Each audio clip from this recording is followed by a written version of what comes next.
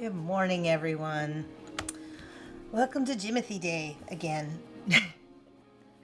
Hopefully you guys don't get too tired of watching me make Jimothys because I have a whole Jimothy army now. I have a Jimothy army. So, but I keep finding little things in the pattern that I'm not happy with, and so I make a change and then I have to retest it all. So hopefully today I can lock this pattern down once and for all, and we can carry on with the next pattern, because I'm also working on a troll right now. And I started a plush goblin, but my sound was off last time, so that was not refreshing. Sounds like the audio is working this time. And oh, well, hello, Catzilla. Yes, Hack Shack sent you treats. There you go. In the pit for you. I don't have the cat cam on today. I'm going to try just doing overhead only so I can get better quality video for my tutorial for my Jimothy. So let me know what you think of it, or if you want to see my shining face, yeah, some days, not so much. All right, so let's go ahead and get started. So today I'm working with Bernat blanket yarn, so nice plush yarn. I also have a really fun variegated version. It's kind of subtle, but it's the Bernat blanket mystical, in cinder, I think is the color. And so I have black, white, and then the variegated Bernat blanket mystical cinder color. So we'll see how that goes. But I really want to get some good tutorial, at least like snippets of parts of this that I can include little shorts for the pattern. So we'll see how today goes, or if my cough is so bad it doesn't work. So we'll see. All right. And I did stretch before I got started, Hack Shack, so I saw your channel points. Thank you for that. That was a really good idea. All right, so let's switch to just overhead. And I'm not sure if I want to leave the music on or not. Let's see what we want to do with that.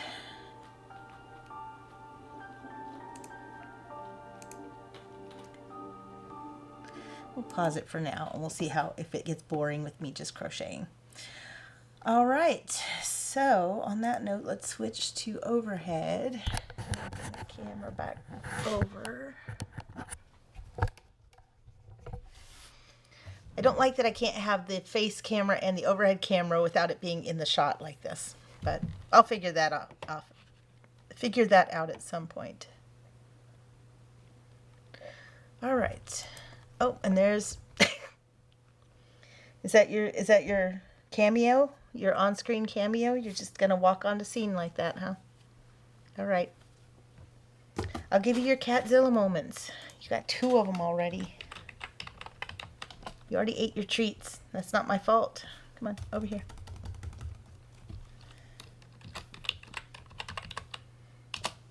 There.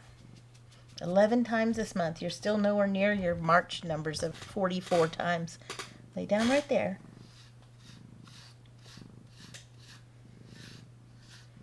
Yep, you're going to get brushed if you're going to be there.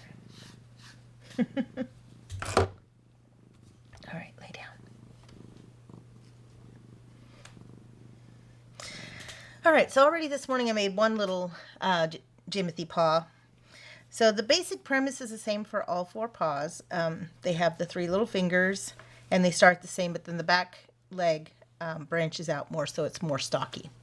But I do like the model of this. It's just a little confusing to explain in the pattern, so I thought definitely having video of it to tag along will be good.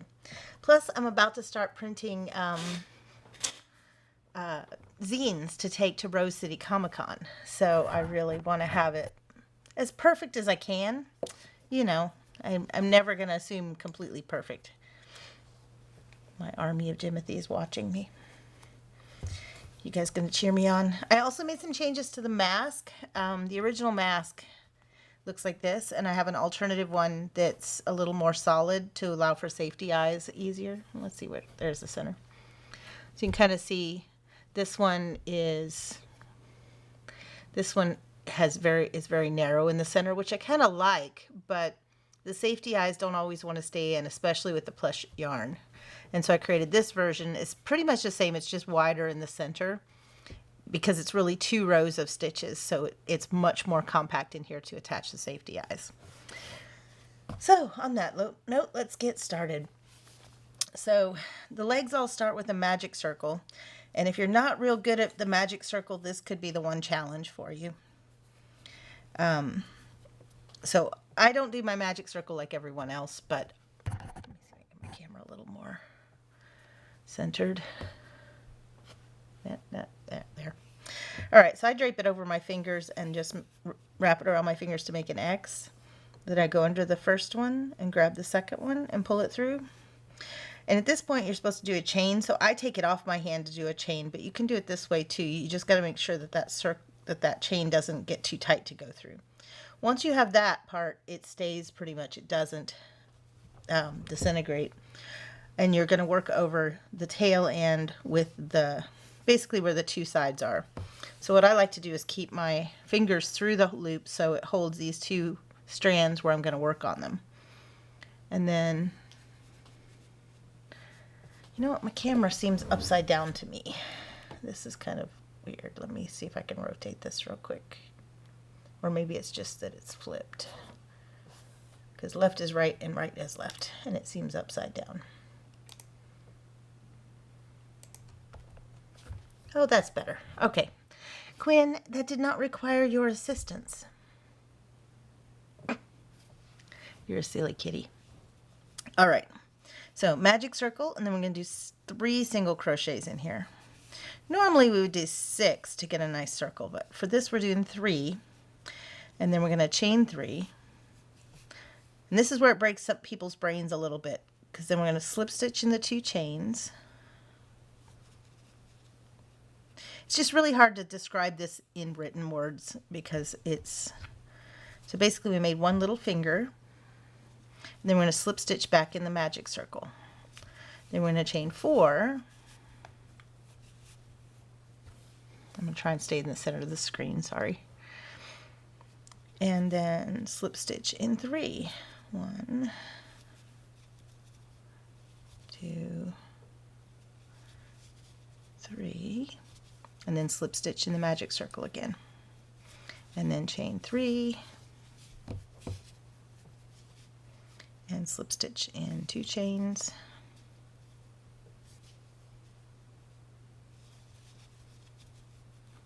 And then slip stitch in the magic circle. So what that gives us is this weird little shape. And in my pattern, at least, I did this in gray so you can actually see it. In black, it's really not ideal. But basically, we have 3 single crochets and then 3 fingers. And when we pull the magic circle, gently, because plush yarn likes to break,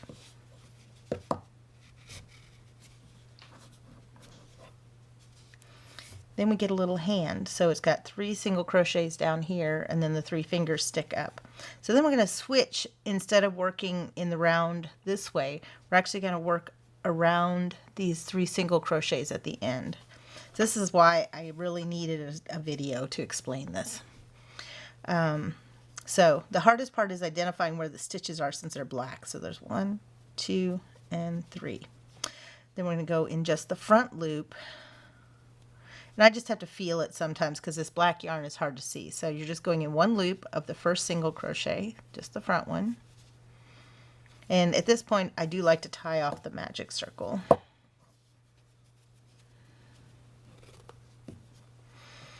All right, so 1, and then we're going to find that next front loop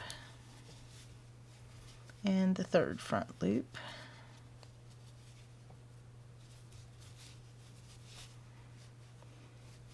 All right, so we have 3 single crochets in those original 3 single crochets. Again, it's hard to see since it's black. Then I rotate it, and then I'm going to find these 3 back loops here. And again, they're kind of hard to see, but you might even want to do this in a light colored yarn first just to see how the hand works, because once you can visualize what it looks like, it's not as hard. So then I'm going to work in the back loops, which are front loops now that we've turned, but they're the back loops of the previous 3 stitches. All right, so now we have a circle because we worked in the 3 single crochets in the front loop and then turned and worked in the 3 back, and now we can start working in this first single crochet and we'll be working in the round. So I like to make sure my tail is up and out of the way on the center, otherwise I'll weave it in later. And then I just go in this first single crochet again. Oops, except my yarn's on the wrong side. There we go. So this transition stitch, those transitioning from working in the round this way to working in the round this way is about the main trick here. Once you get that figured out, it does go pretty easy. Other than being able to see these stitches because they're black. And plush yarn and black makes it double jeopardy.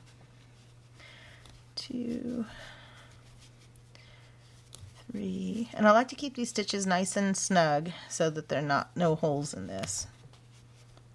3, 4, and if my stitch is a little loose, I'll just redo that stitch.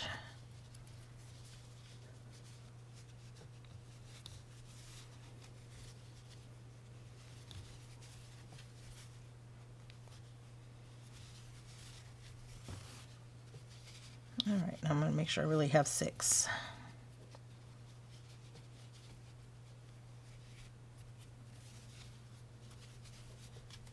All right, 1, 2, 3, 4. 2, 3, 4, 5. Found an extra one there. Hold on.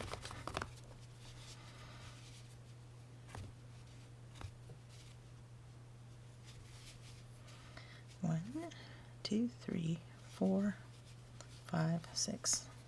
Okay, not sure where I got the extra one last time, but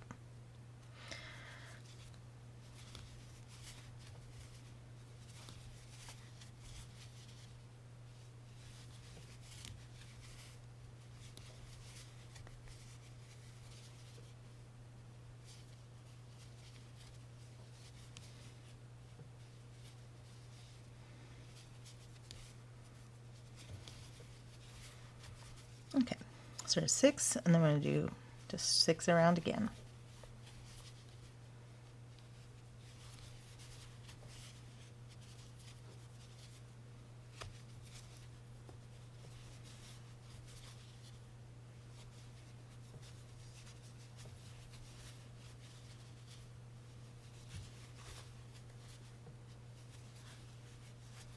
All right, before I finish off this 6th stitch here, I'm going to switch to the gray, to the cinder colored one, because when I'm switching colors, I like to finish off the last stitch with the new color yarn.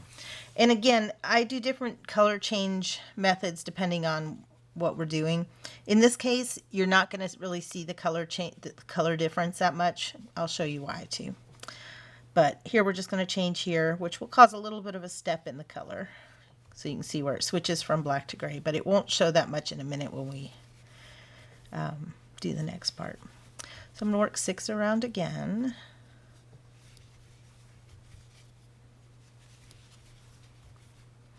So what I do when I come back here,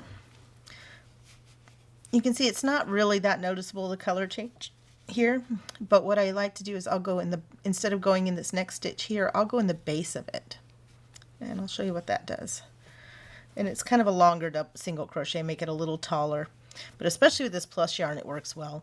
But basically, it just fills in that gap, and that transition point isn't as noticeable. So at this point, I'm going to tie off my thread because I didn't start with a magic circle. And I tug these a little bit so that they also blend a little bit more. But I don't want to pull too hard that it breaks this yarn, because plush yarn does break. And I'll trim the extra just so it's out of my way. And with any luck, I cut the right ones, so we're good there. I'm going to tuck in these tails just so they're out of my way.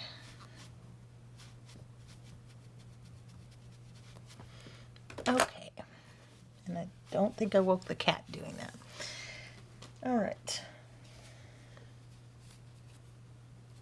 This mystical Bernat is a little more slippery, so the skein does not stay together very well. So it has a little bit more propensity to getting tangled. All right, so we did our color change and we did 1 row of 6. So we're going to do another row of 6. So this is our second stitch there. 2, 3.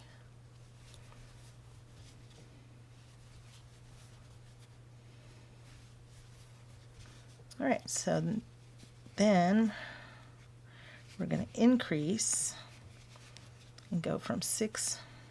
There's just one stitch that's sticking out a little bit there. I think it's one of the tails. All right, now we're going to go up to 8 stitches. So we're going to do 1, 2, and then increase 3, 4, and then 5, 6, and increase 7, 8.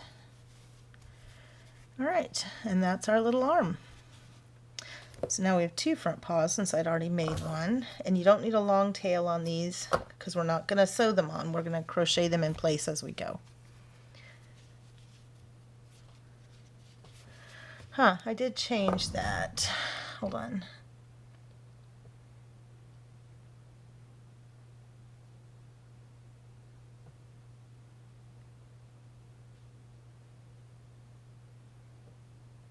All right, not sure what you mean by top-down shot as overlay over the camera in OBS.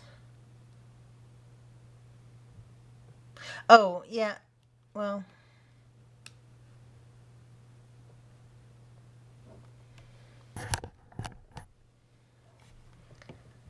yeah, I changed the thing. Let me just save it again, make sure. It shouldn't be saying Goblin, it should be saying Jimothy, but... Did that update? It says it did, but...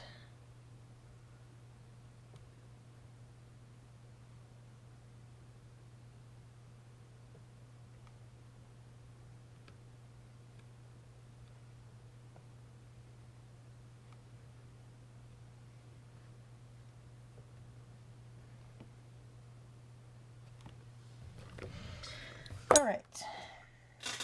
Technical challenges this morning. Every time I make a change, I mess something up, so, you know. All right, so we have 2 front legs, our 2 little Jimothy paws, and one thing to note is because of the direction you make, because of the right side of these stitches, the paw tends to curl. So when we attach them to the body, we want to make sure to put them where they curl, because then they curl. When you pick him up, they'll curl cute. When you stand him down, they bend forward, and you can kind of see that then they push forward. One of mine, I have one of his are backwards. So see this one, it curls forward and it looks kind of weird. So when we put them on, that's where I want to make sure that they all kind of curl backwards when I'm attaching them. Because then when I push them forward, they actually look like paws. All right, so we're going to work on the back paws now. And they start just like the front paws. We start with our magic circle, grab our loop,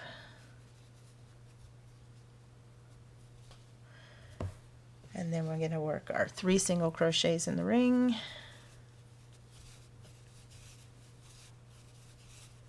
And then we do our toes, 1, 2, 3, and then slip stitch down the chains.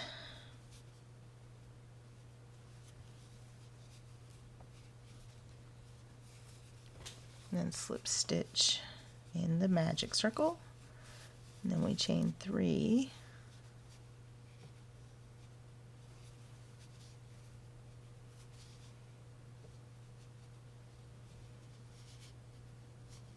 hold on, this one should be 4,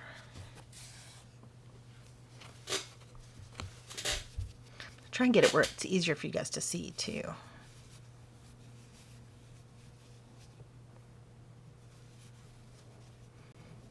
Plus I'm trying to slow myself down where you guys can actually see what I'm doing.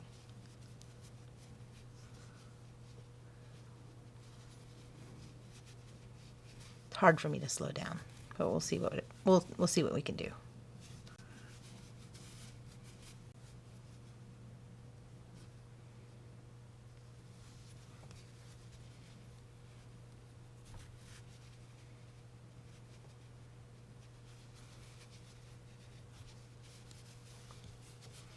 All right, so there's our 3 single crochets and then our 3 toes. We're going to gently pull the string, and then we're going to work in these 3 single crochets here in the front loop of each one, maybe. After I pull the magic circle, this first one gets kind of snug to get into.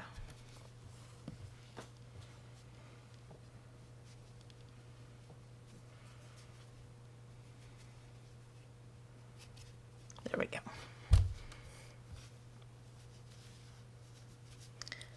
And the front loop of the next ones.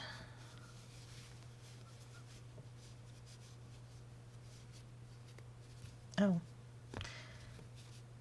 I know why I didn't. That really wasn't the front. 1, 2, 3. There's the front.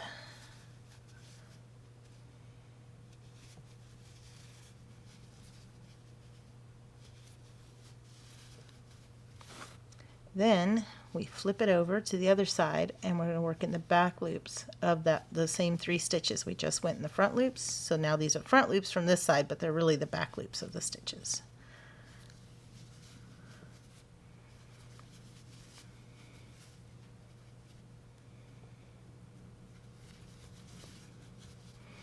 And now we have a little circle here that we'll start working that way. And we'll pull our tail. Oops, I forgot to. I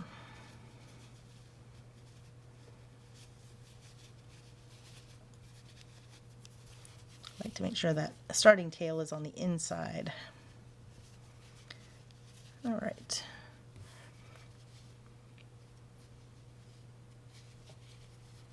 And a lot of times I'll count backwards to make sure that I'm really in the right, that I have the right stitch counts. Because sometimes like this, it's kind of hard to tell which one's the first stitch. So 1, 2, 3, 4.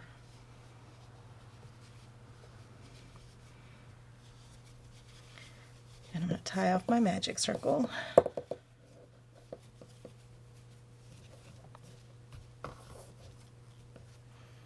This yarn is so very fuzzy.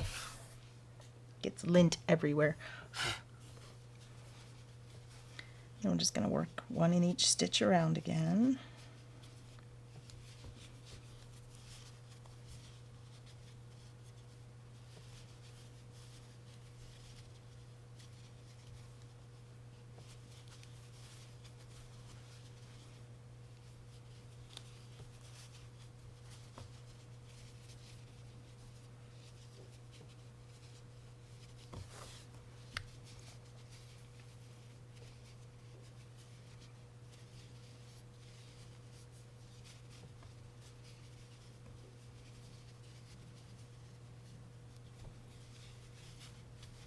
And I'm going to make sure I still have 6. 1, 2, 3.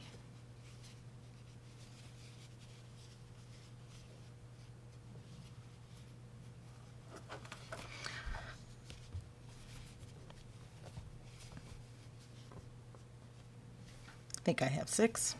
Fingers crossed.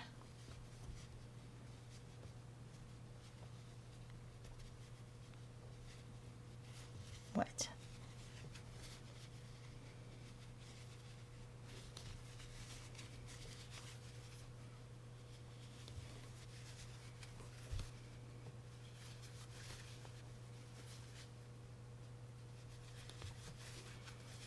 All right, and then another row of 6, and before I do this last one, I'm going to switch to the Cinder Gray. Quinn, I do not need your help.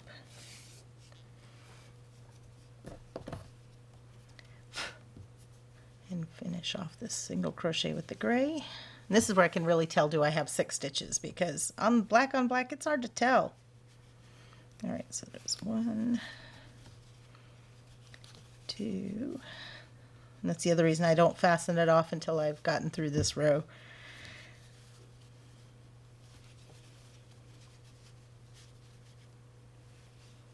Perfect. There are 6. So before I tie that off, I'm going to do the next stitch where I go in the base of that stitch just to make that blend better. And you can do your color changes however you wish. That's just how I do mine. Well, one of the ways. I'm going to tie off that new gray with the old black color.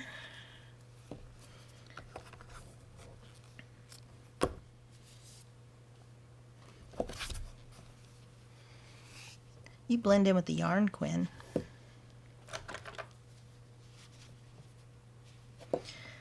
My favorite thing to use to tuck these tails in, or even stuffing, is a pencil, because the rubber eraser sticks to the stuffing but comes out, doesn't pull the stuffing back out.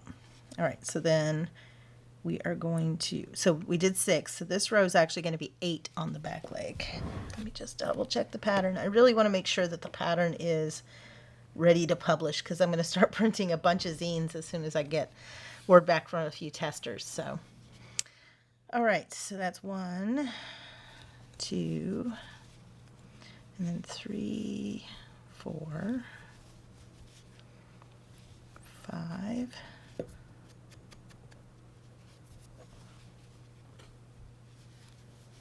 6, and then 7, 8. All right, then we're going to work 8 around this time, because we want this back leg to flare out a little bit more, because back legs have more of a hip.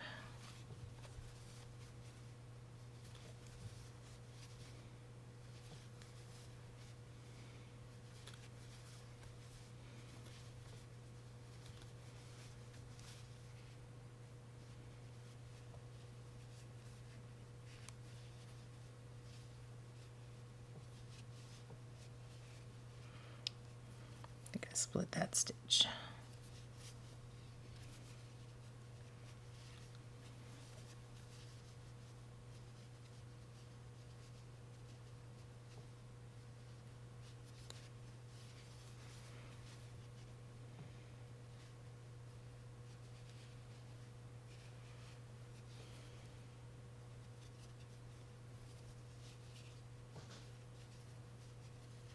Guess that is a stitch there.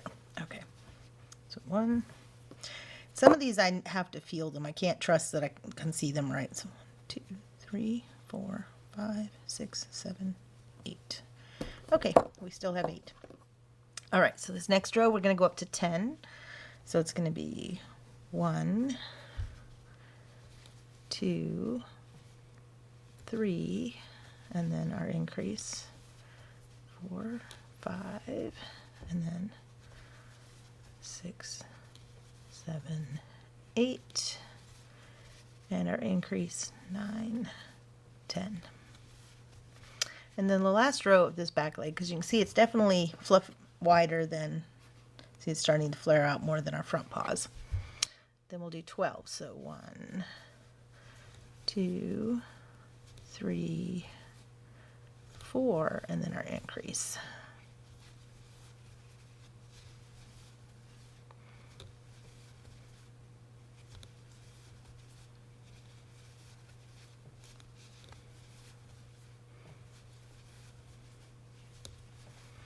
And then I'm going to slip stitch to fasten off and a chain to fasten off, and we don't need a long tail. All right, so there's our first back leg compared to our front leg. They're very similar, but we definitely wanted just more of a hip when we attach the back leg. All right, so one more back leg, and then we'll move on to the tail.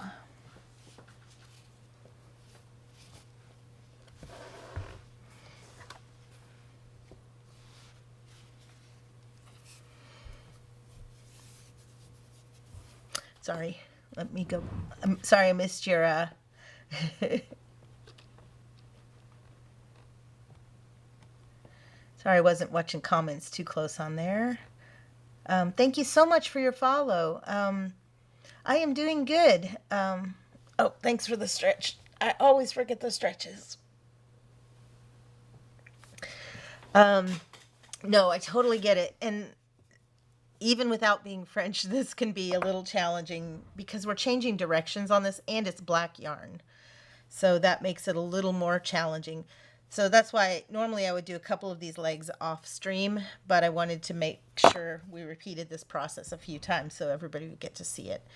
And I'm going to try and make some short videos of this too, so I can include a little more. And I'll probably include captions so that you can translate it as well. All right, so our magic circle, I start with it tail draped across my hand, wrap it around my fingers to make an X. Then I go under this first one, grab the second one, and then we do our chain. And then working over the side with the 2 strands without the help of the cat here pushing me off my desk. We're going to do 3 single crochets. 1, 2, 3. Plus my terminology, if you're used to UK terminology, a single crochet is not the same in the US where I'm at. So a single crochet, you just go through the loop, pull up the yarn, and then yarn over and pull through 2 loops. All right, so after we have our 3 stitches, then we're going to chain 3. And this pattern is free up on my Patreon too, so if you want to grab it, I think there's a link on my profile. And then I'm going to slip stitch in 2 of these. Have you been crocheting long?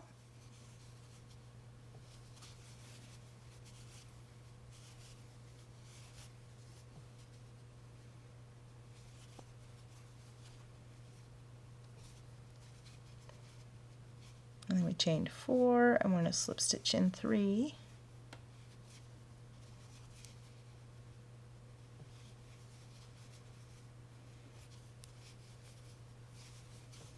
And then slip stitch in our magic circle, and then we're going to chain 3, and then slip stitch in 2 of the chains.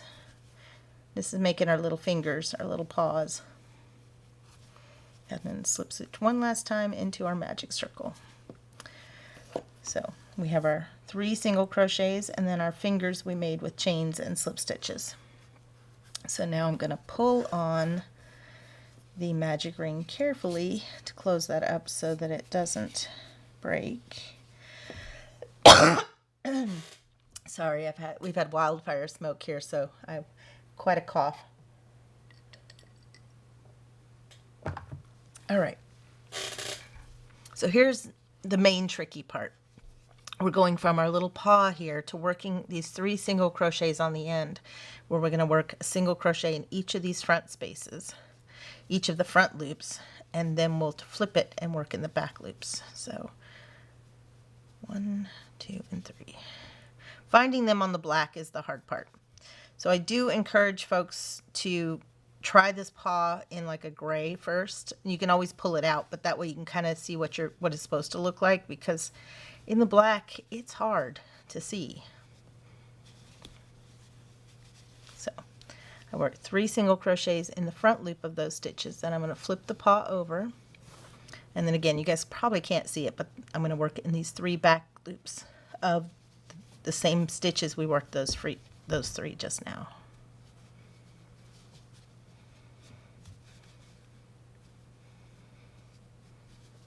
If I can get my hook in there.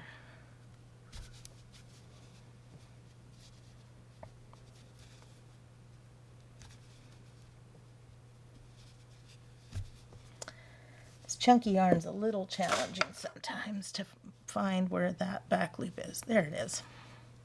With the little crochet hook, it finds it right away, but with the big one, sometimes it doesn't want to go into it.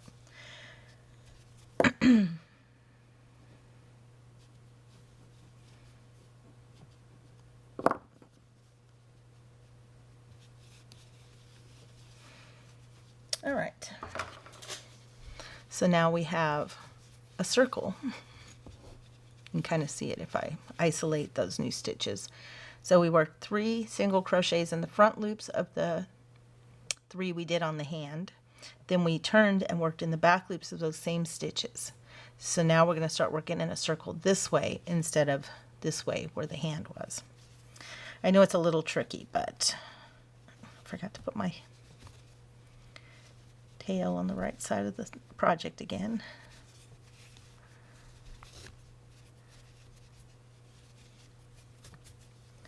All right,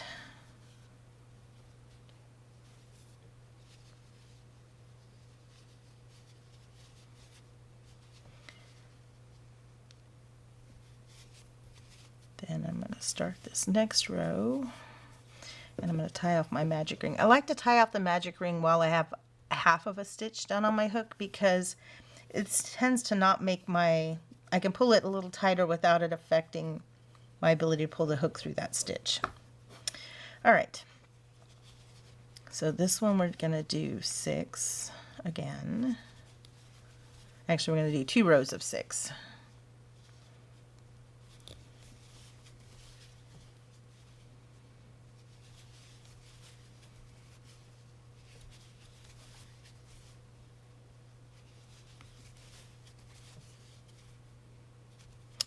Both hands are, or all 4 paws start the same way.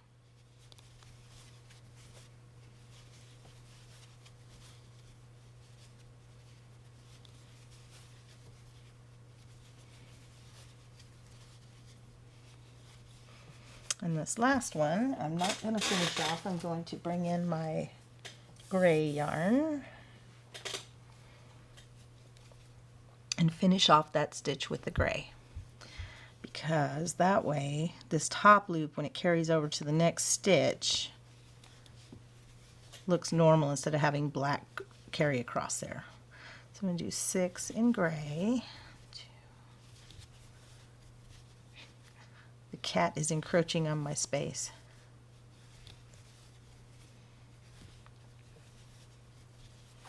And then again, I could just start working in the tops of these stitches, but this first one I like to go into the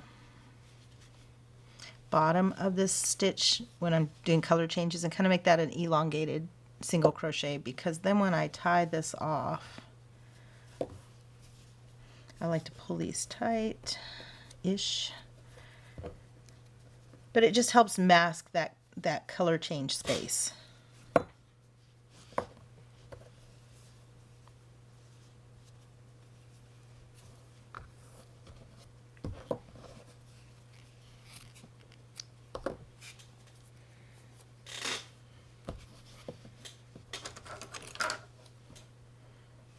Tuck these tails in out of my way.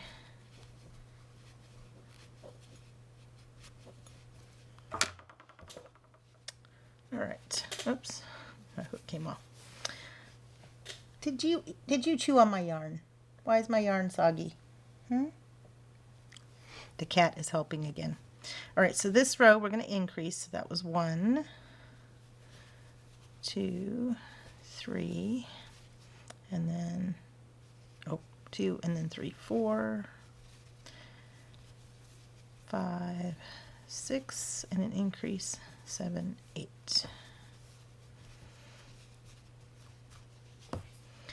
Then I'm going to do 1 row of 8.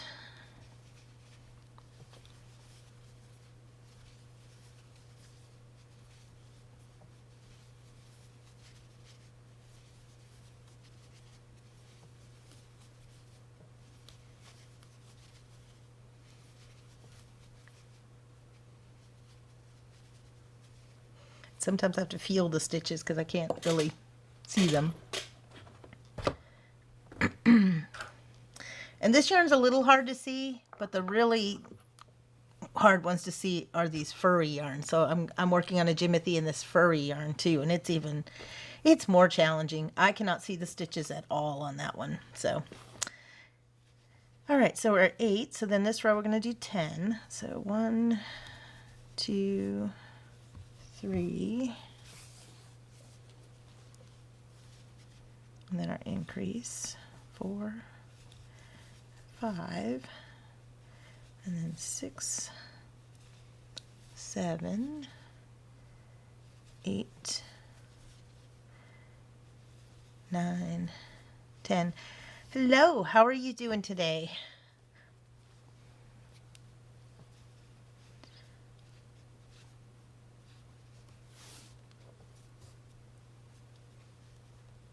So I'm working on a Jimothy. He's a little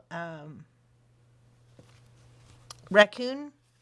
I'm from Seattle, and he's our little mascot lately. He's got a short spine, so he looks all stumpy. So I've made a pattern for a little crochet Jimothy. And so if you look him up on the internet, he's become internet famous. All right, so then we're going to go up to 12 on this row.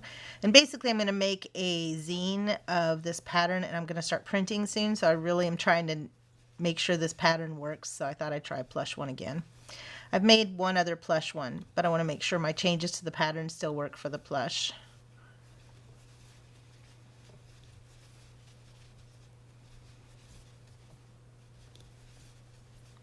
All right, hopefully I didn't lose count here. Let's see, does that look right? It does look right. Okay. Oh, I speak English.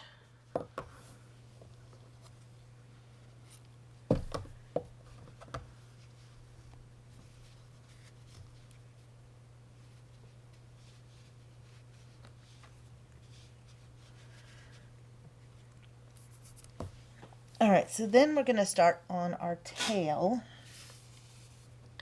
So the tail is black and white with help from the cat. Quinn, can you come back over here? Come on.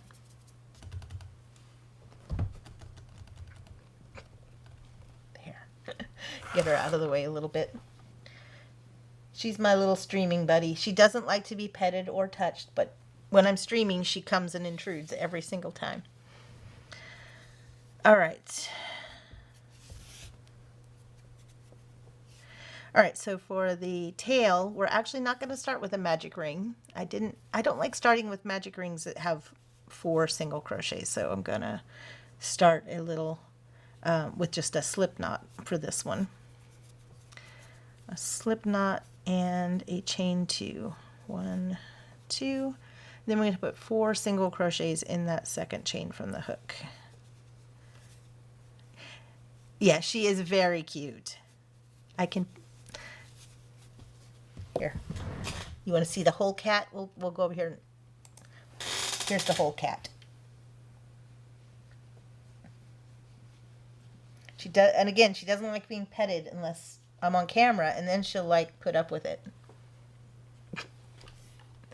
All right. All right, so then we're doing, how many did I do? 1. I can't see these. My eyes just aren't as good as they used to be. All right, 3 and 4. So we have 4 single crochets. So they're really tiny, but I mean it's a really tiny round. I don't like working in 6 or less really. She does play with the crochet sometimes, but I just have to keep an eye so she doesn't eat the yarn.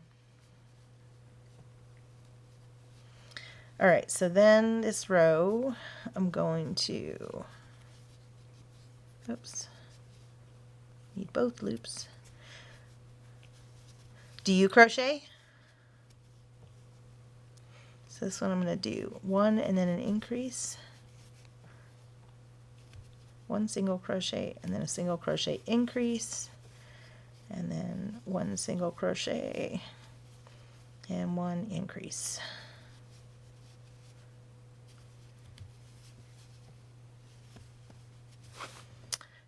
And before I finish this last one, I want to switch to the white yarn. And I'm going to try and turn it right side out because it's going to get harder to do that. Well, maybe we'll do the white first. All right, so I have a little bit of white. You don't need a lot of white for this because it's really just a little bit on the tail and then the muzzle. So again, I'm going to switch my white as I finish that last black stitch. And then we're going to go to 8 stitches here. So if I can find them.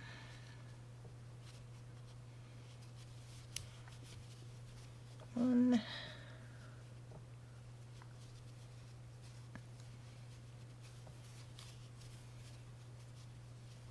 2, 3, 4, so an increase.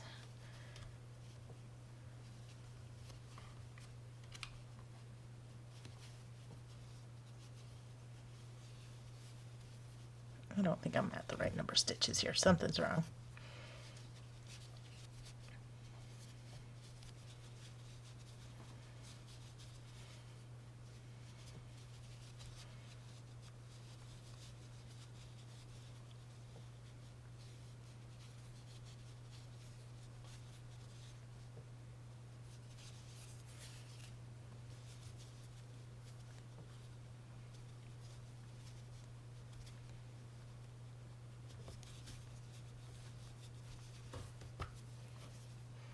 All right, we'll try that again.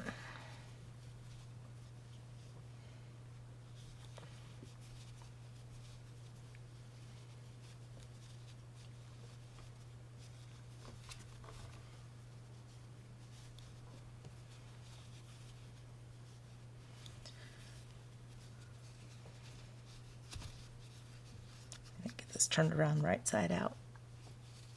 There we go. So we're at 4, and then 5, 6, and then another increase, 7, 8. But before I finish the 8th one, I'm going to switch back to the black. But I also want to tie off the white. So the white, tug on it a little bit, tie it off with the long black one. And you'll see how that kind of makes that color change a lot more seamless. And I'm not going to cut the long black thread because we're going to keep going back and forth between black and white for a few rows. So there's no point tying it off. Tuck in the tails so they're out of my way though.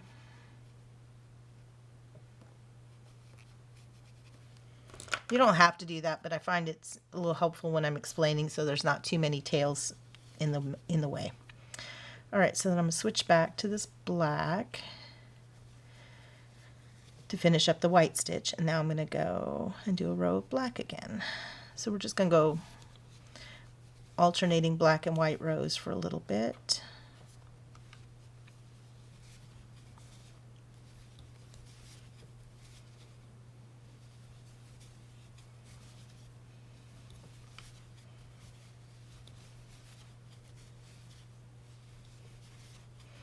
And on the last stitch of each row, hey, get back, I'll switch back to the other color. So there's 8, and then we'll switch back to white to finish off the last stitch in each row. And there's a little bit of a jog here, but this will be under the back side of the tail. So you can see it's a little messy where the color changes are since they're such stark color differences. But we'll put it on the underside of the tail and nobody will ever know.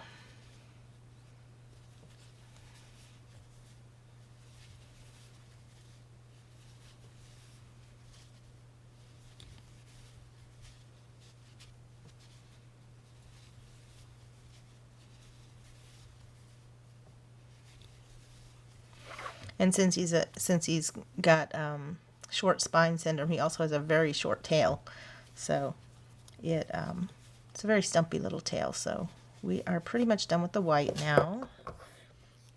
So we'll cut it, and I will start the next stitch before I tie off the white.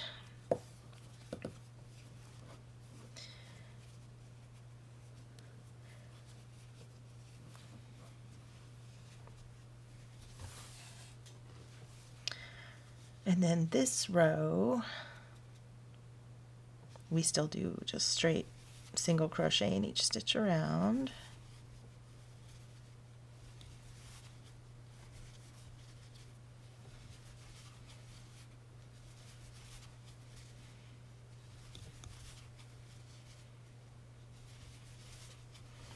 And in this next row, we're going to decrease in every stitch around. So it'll go from 8 stitches down to 4.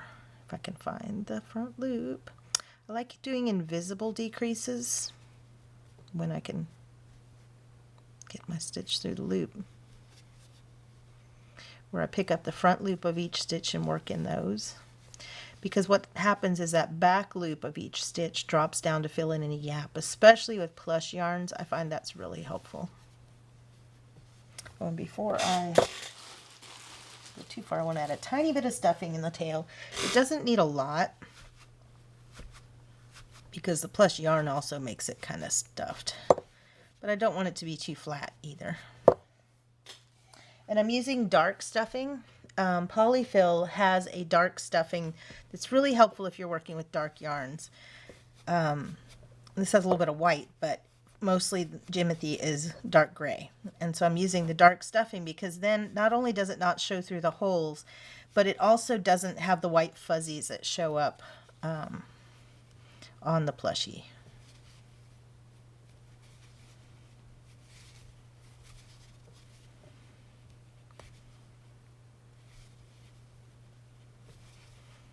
All right.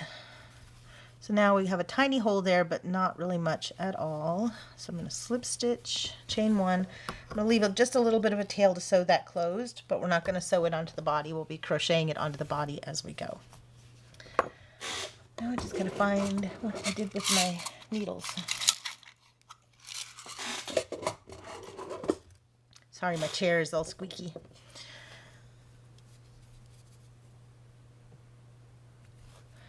So when I crochet a hole closed, I usually go through both loops of the first one.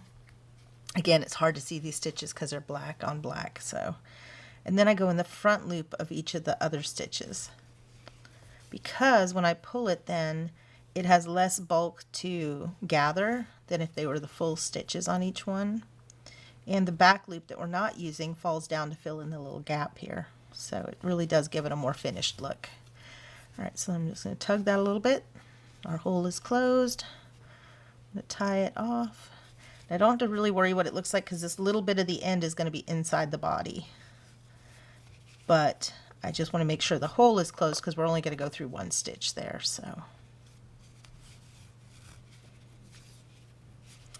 all right, and we don't need to worry about the tail. It'll be in the body. So now we have 2 front legs, 2 back legs, and a tail. So we have all our little appendages, accessories to add on. And then we'll start with the body.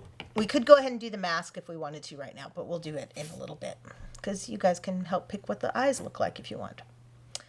All right, so we'll push those back and we will get started on the body, which will be my cinder gray. So we're using this gray variegated. It's very, very subtle variegation. You can't really see a lot of color change, but it really does make a difference. If nothing else, it kind of gives it a light and shadow kind of look. So it's very subtle variegation. I actually bought a couple of other colors too. So like green I'm working on for my goblin. Hello, Quinn. So you can see how the green variations work really neat for a goblin too. All right, I will give you got to move, buddy. Come on, back over here.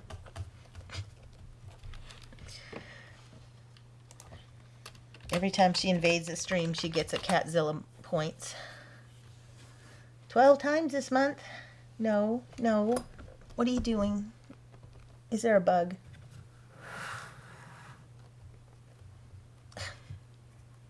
Can't tell if she wants a bug or if she's going to stick her head in my glass to get my ice cubes. All right. So now we're going to start with the back.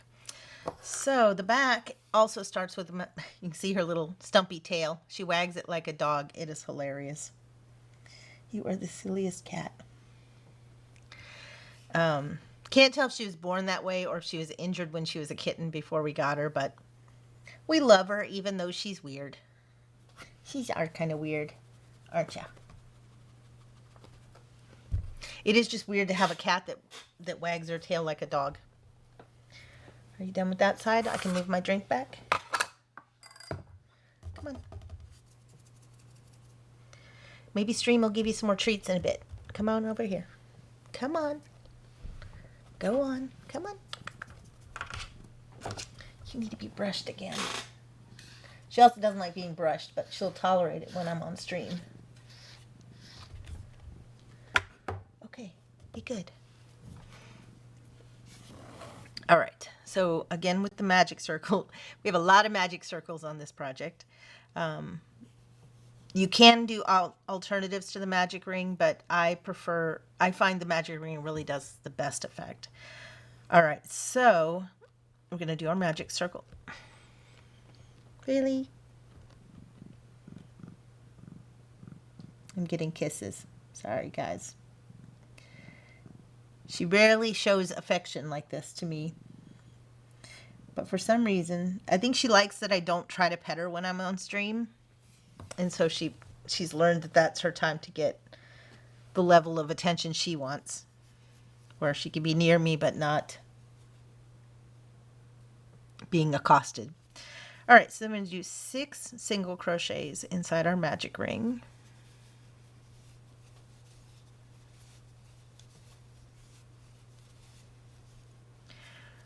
pretty normal to start a circle.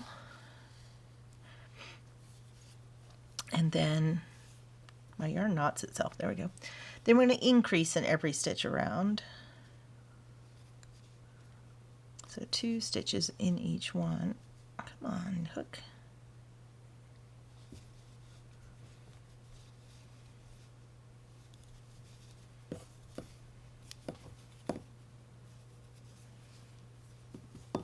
Tying off my magic ring.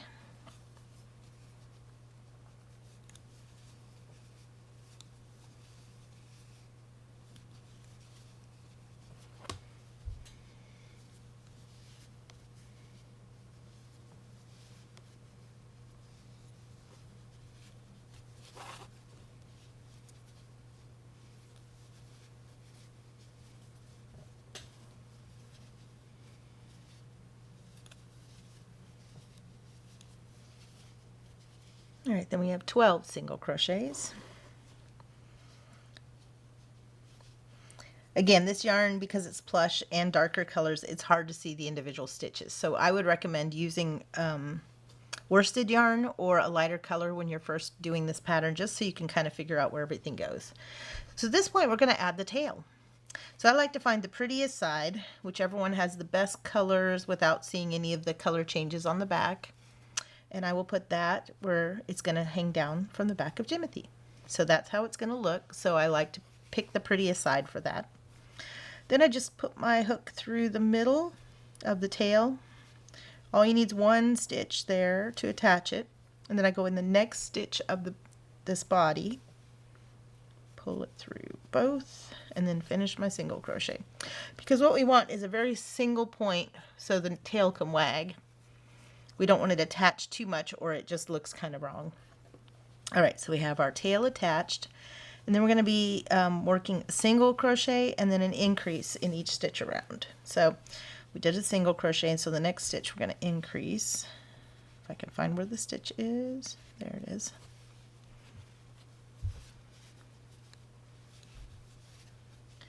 And then a single crochet and then an increase.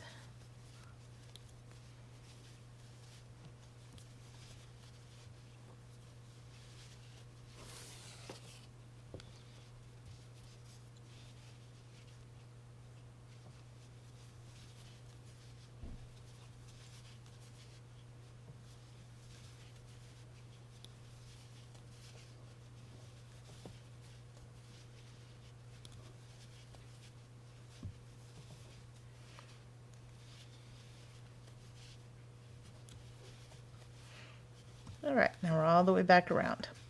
So we have our circle of 18 single crochets with our tail attached. Oops, I attached the wrong end. Because I want the end with the tail, with the string attached, because then it can disappear. Never mind, let's try that the other way. No, I just really wanted to show it to you twice. Yeah, that's it. All right, so we pick the prettiest side.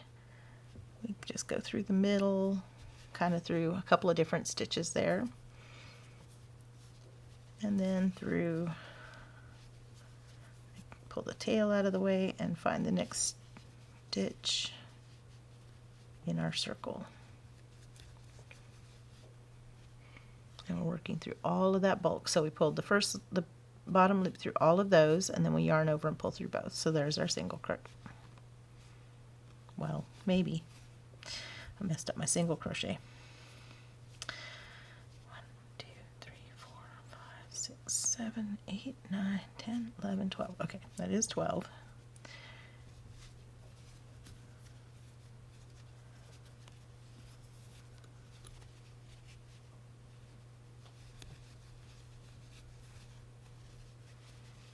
Okay, then an increase,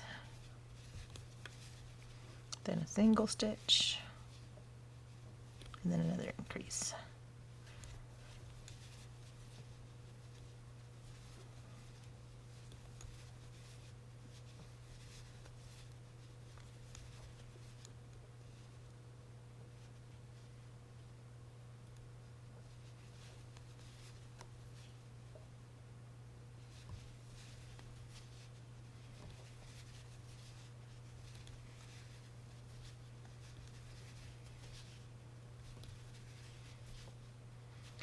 So I made one of these plush Jimothys for a friend of mine to use on an auction for her adoption family camp, and it auctioned off for $100. So I'll have to figure out what I want to do with this one once I get all my photos taken and everything, whether I want to sell it or maybe we'll auction it off or give it away. We'll figure that out at some point. I didn't need to tie off that tail, but I find it keeps that end from poking back out at some point. All right, so now we have our 18 single crochets and our little tail that's only mildly crooked. So there we go. All right, so now our next row, we're gonna attach the legs. So we're gonna single crochet in 6.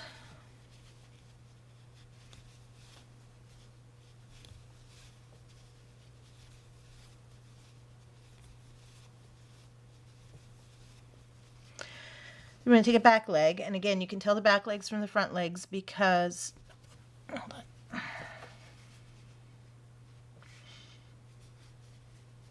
I didn't do enough rows on that one. Darn it. That one's a little short. 6, 6, 8.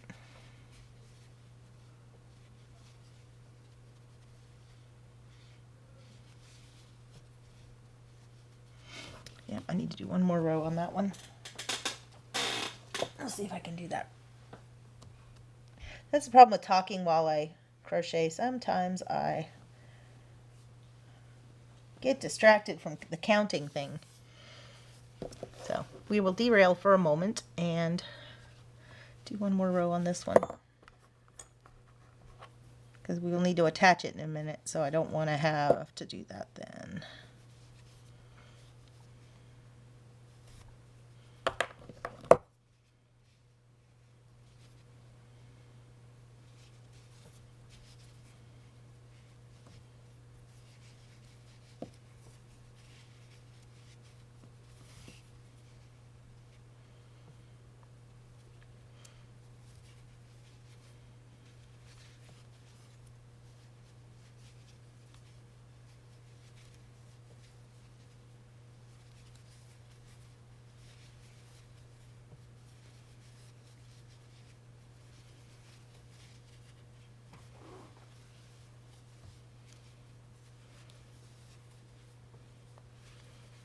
All right, now we're back to where we wanted to be.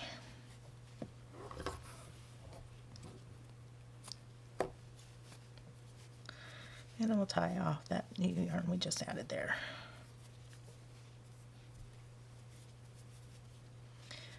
All right, that looks better. Now they're the same length.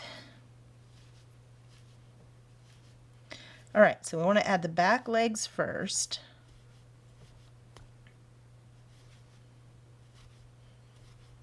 And I actually find it's easier to stuff them when they're not attached to the body, because I will wait too long and then it's harder to get the stuffing really firmly into the legs. I'm going to do the back legs first. So I'm just going to, I don't have to fully stuff them, but I really want to make sure that the stuffing is compacted down into the legs, because that really helps him stand up. So I've got it stuffed, but not all the way to the edge, because I don't want the stuffing to get in the way of my stitches. And I'm using Polyfill Dark, which is this dark brown polyfill, because then I can overstuff it and not worry about any stuffing showing from the outside. It shouldn't if I'm using the right size hook so the stitches are nice and tight. This yarn suggests an 8mm hook. I'm using a 6, I believe, or 6.5 on this one. And the front legs don't need a lot of stuffing, but it does, again, the more dense I can get the stuffing in there, the better he stands up. And I like that he's able to stand up without wires in his legs. That the way this is designed, he's structurally sound enough. And plus our little yarn tails, since it's plush yarn, do serve as some stuffing in there as well.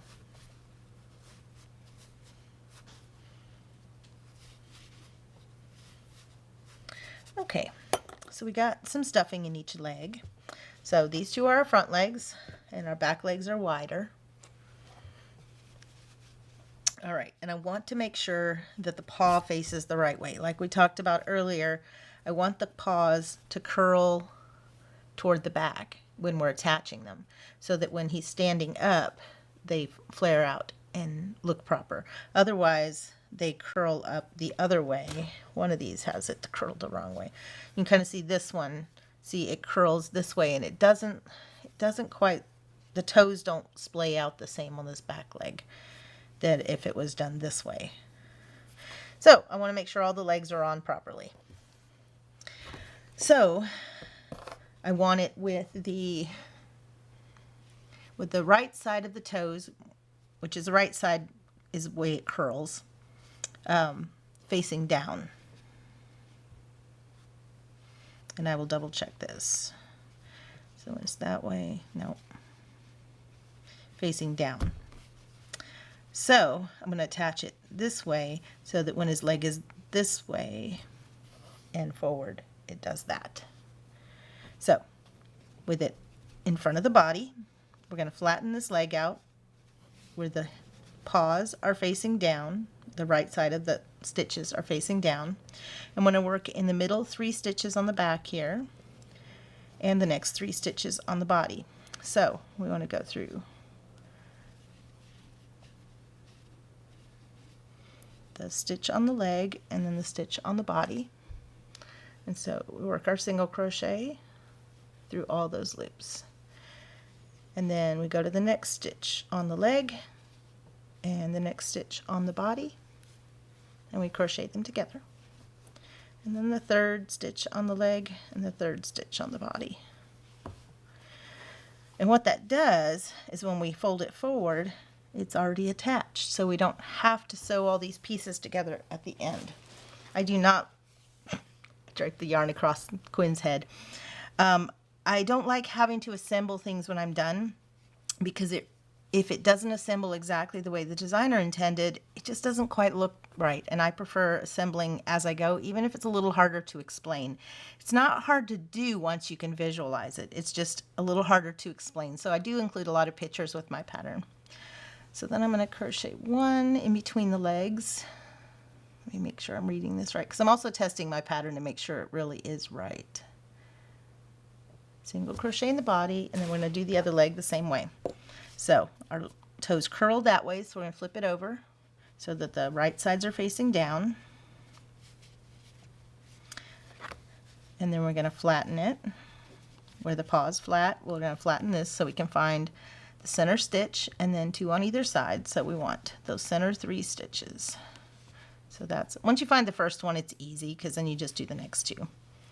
And then I'm going to find the next stitch on the body, which is there. And then our next stitch on the leg into our next stitch on the body, and crochet those together. And then 1 more. And again, sometimes I have to feel my way there, because these stitches are a little hard to see in this yarn. All right, and we have both legs curling the same way. Our toes are curling the same way, and they're both attached to the body. So what I like to do at this point is I like to do a sanity check to make sure they're really on the center. So the tail should be on the center to the 2 legs. So that looks good. So we're going to do the next 5 single crochets on the body.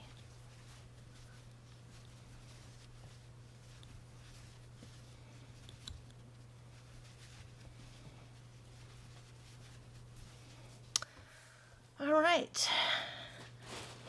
And my yarn is trying to tangle a bit. There we go. All right, so we got through row 4. All right, so row 6 we're going to take and we're going to work around the body, and then we're going to work around the outside of the leg and attach to the body, and then around the outside of the other leg, and then finish up around the body. So that's going to allow our basically we're going to give it these hips where it's joining the body, and then slowly we'll turn the body. We'll do short rows to shape the body. So So I like to show this. It's not hard, it's just hard to visualize sometimes. All right, so we're gonna single crochet in 6 again. 1, 2, 3, 4.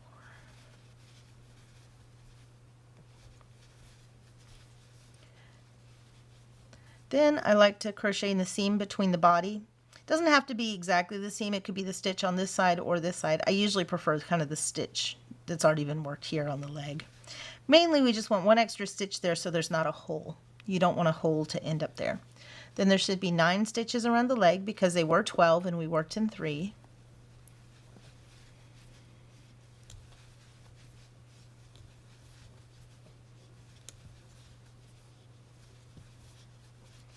And when I get to this place where I slip stitched, a lot of times I won't go in the top, I'll go in the bottom of it. Just, it makes it more seamless. And sometimes your count will get off because where you do that slip stitch, or where you finished off, sometimes that will, it'll end up adding, it's easy to add an extra stitch there, so. 3, 4, 5, 6, 7. Hold on.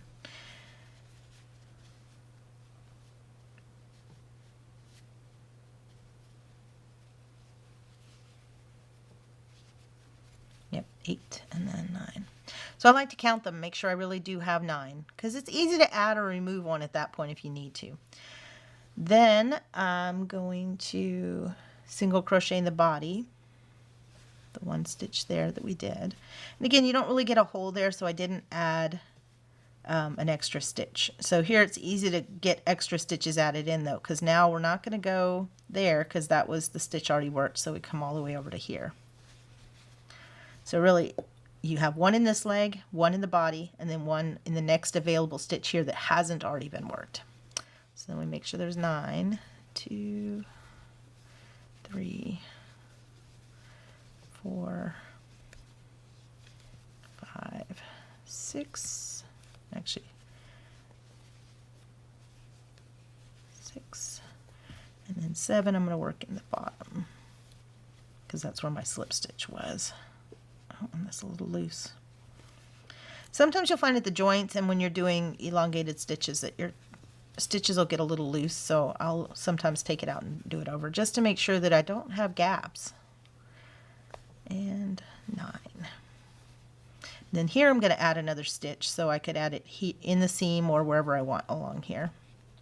You can just poke your hook in and add a stitch. Basically, again, just making sure there's no hole. Here's another place that can be tricky to not add another stitch in because the stitches on the previous row were going around this way. So you want to make sure it's not this one here, but the next available one, because that was the one that attached it to the body. So this is the next body stitch.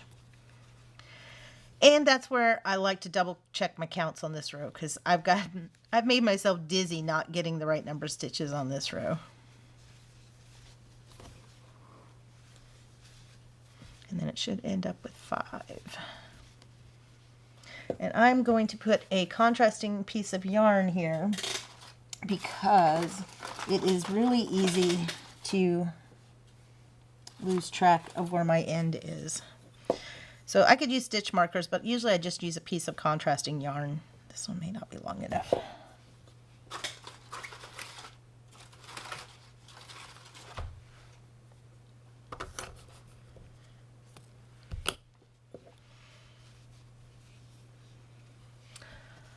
Although it's not going to make a big difference because we're going to be working in short rows, but I just like to have that there.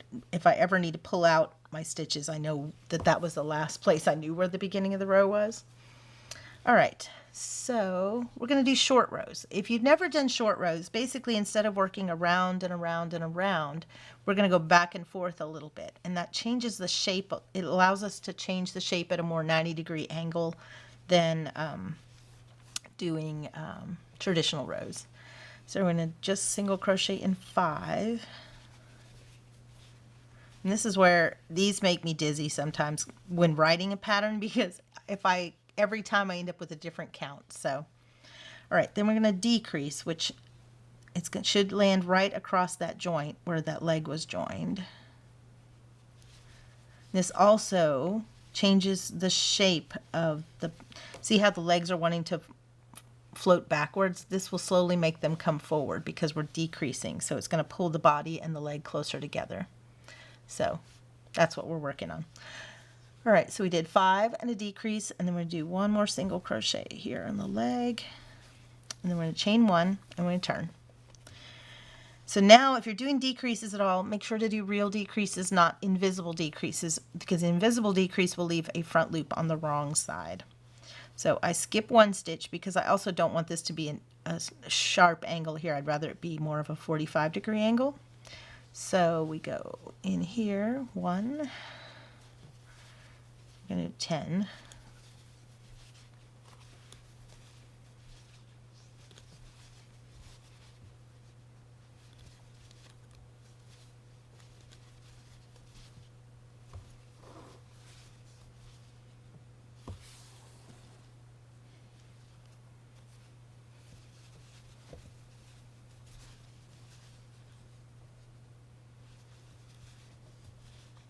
Then we do a decrease. See, we're right at the leg joint again, so I'm going through both loops and pulling up a loop and then finishing it off. And then we do another single crochet, and then we chain 1 and turn. And so this also should be centered on the body, this short row. You can see how it goes from here to here, so it's evenly spaced across the body because both of them ended kind of at the joints of the legs, so it should be right. But if your counts ever get off, I'm trying to give you landmarks that you could correct it without having to start over, because it is easy to lose track with these stitches sometimes. All right, so I'm going to skip 1 and then do 11 single crochets.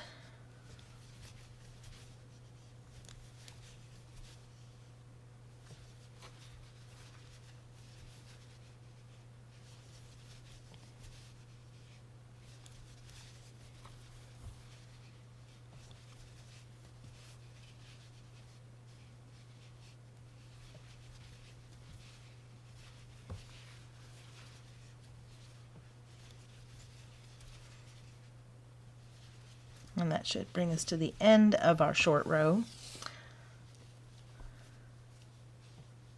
Then we're going to single crochet in the side of our short row. So you see we have this like 90-degree angle here. We're just going to find a spot right in the middle of that to do a single crochet. Then we're going to decrease where we don't want to go in this stitch. We already did there, so it's the next 2. We decrease. You can do invisibles or regulars on this one because we're facing the right side. And then 1 more single crochet, and then chain 1 and turn. And again, what that's doing is bringing those legs up. It's bringing them up more like this rather than them pointing backwards. All right, so this row we should have 13, so we're going to skip 1 and do 13.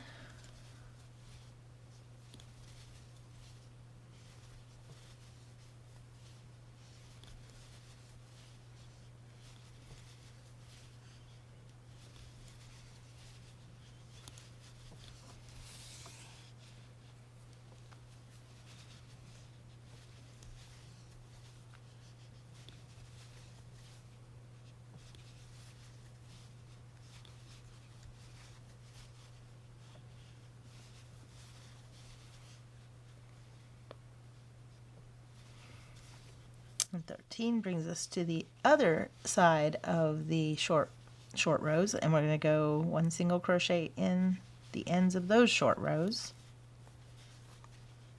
and then we're going to come down to our original row, not this stitch because we already worked it, but the next 2 we'll do a full decrease where we pull up a loop. We're going through both loops and pulling up a loop, and then 1 more single crochet.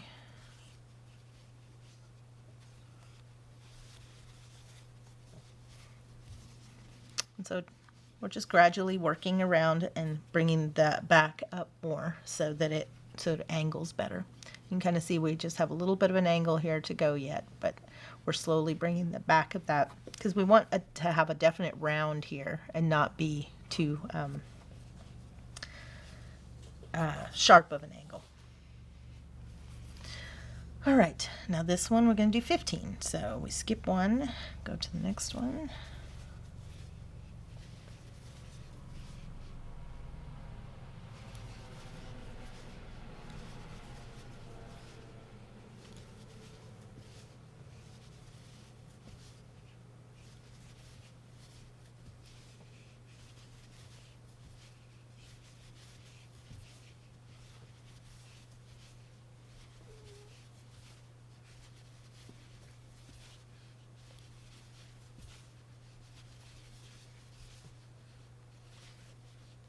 All right, so there's 15.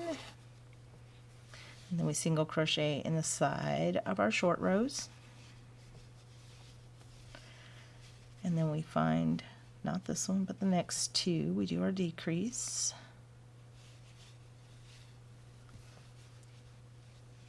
And then we're going to go back to working in the round for a few seconds. So we're going to single crochet 10. So going back, we're going to continue going on this row.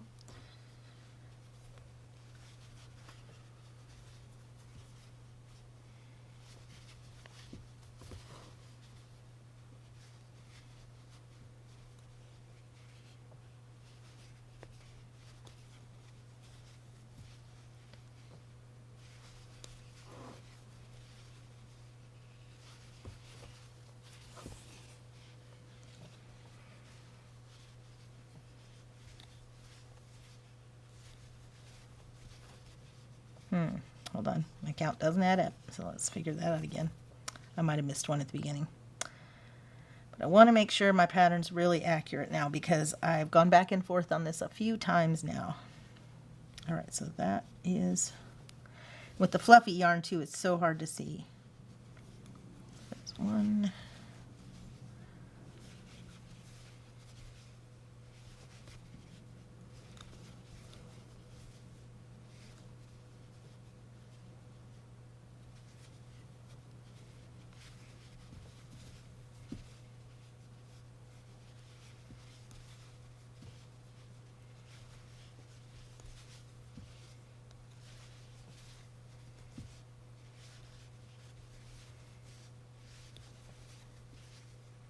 All right, that added up right.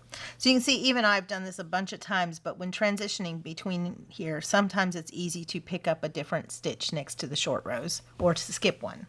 So should be 10 there. And then we're going to single crochet in the side of this short row again. And then single crochet 7. Which again, on the top of these short rows with this fuzzy yarn, it's hard to see, so that's why I like my marker here, because I know where I should end up. 1, 2, 3, 4, 5, 6.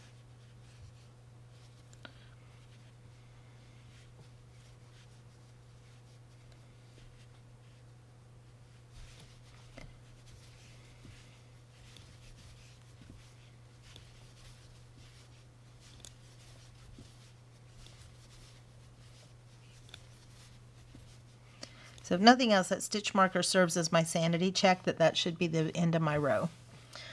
All right, so Jimothy's starting to come together here. Got the shape going. Once we stuff it, the shape changes a little bit, so it won't be quite as, it'll be more rounded through all of these sections. All right, so now we want to increase a few on this row. We should have 28 stitches now. We're going to increase a few just to make it a little more rounded. So I'm going to single crochet in 2 and then increase twice. So then we'll do that again.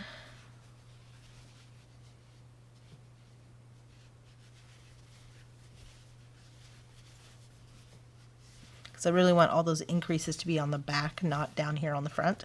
So I'm going to single crochet in 16 stitches.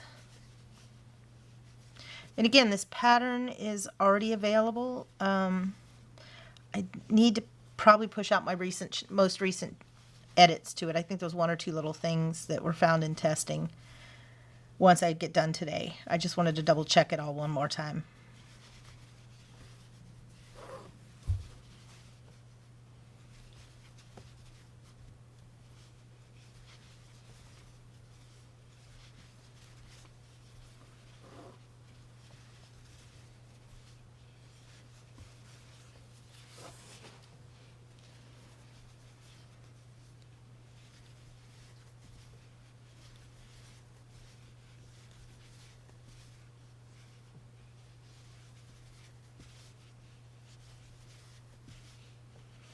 Let's see, now we're at 16, so we're going to increase,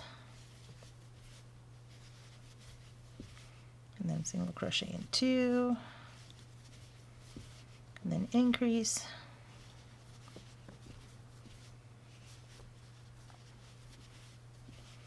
and then single crochet in 2. And we're still at the same place. So I'm going to bring my little stitch marker up here so we have our center marked. So we're just going to single crochet around 32 stitches, and I'm going to double check it once we get around. So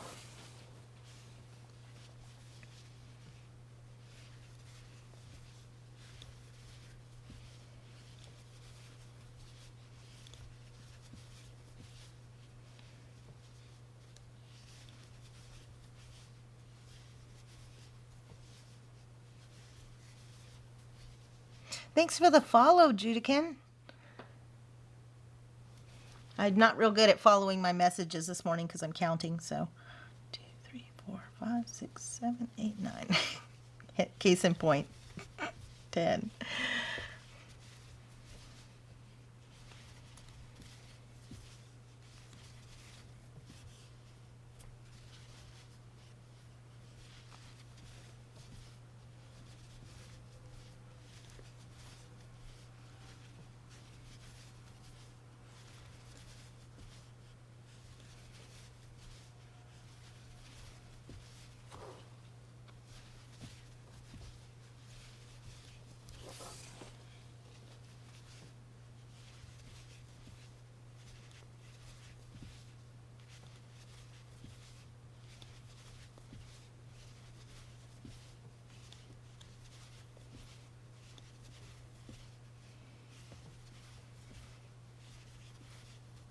All right, I might have miscounted, so I'm going to double check my counts. So yeah, we're working on a crochet Jimothy today. I don't know if you're familiar with Seattle lore, but we have our own little cryptid. He's a little raccoon with short spine syndrome, and he's taken over the interwebs in our area. And so here's our little stumpy Jimothy. And so we're making a plush one today. So 2, 6, 10, 12, 14, 16, 18, 20, 22.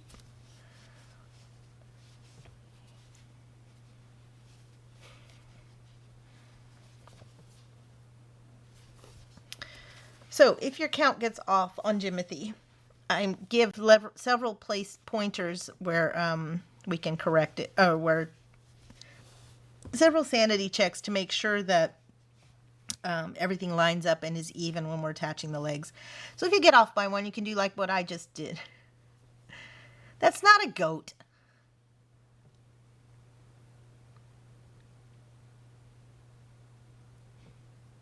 Is Jimothy a goat too?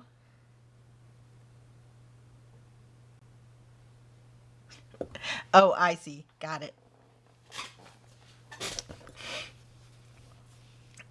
So yeah, so Jimothy has taken over our little world and given us hope and makes us smile, which right now we can use a lot of. Anyways, so yeah, so I got off by one stitch, so I just added a stitch in. It's fine. Especially when doing plush characters, one stitch here or there is not going to make a big difference on the overall shape. And if it affects where the legs are placed, we'll be double checking those as we go. I just hate it when I'm testing a pattern and I get off by a stitch somewhere and I feel like I have to pull out a lot of stitches to get back to where my count was off somewhere. So I don't like to run into that. I like to prevent that problem from happening on my patterns because, you know, we all get off sometimes on where our counts are at. All right, so this next row, we're going to be adding in the front legs. So they should be centered on the back legs, so we'll double check that as we get there. So I'm going to start by going 14.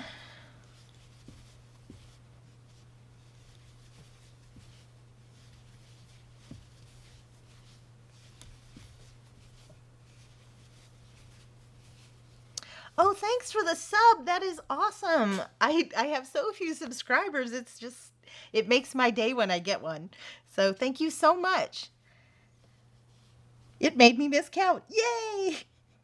2, 3, 4, 5, 6.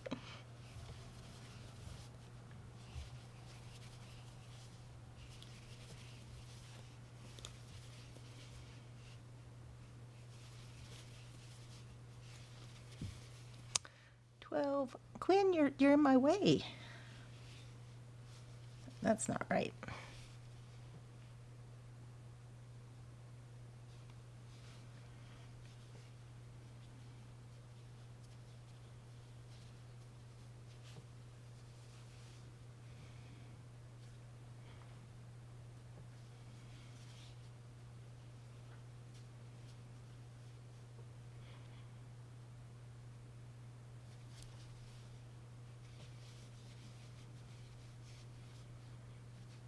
$24, $30, $31, $32.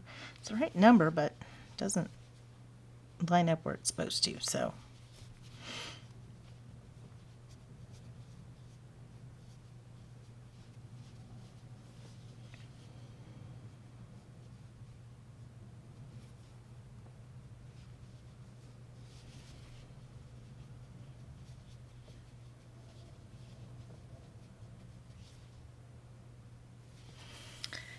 All right, so now we take our front paw, and again, we want to face it with the curl facing down. So the way we did these, the right side of the paw, where the right side of the stitches were, it causes it to curl a little bit that way.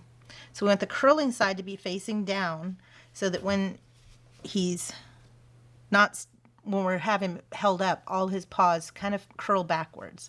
Because then when we face him forwards and his paws are on the ground, they splay out and make toes. Otherwise, they curl up like this and they don't really make good toes.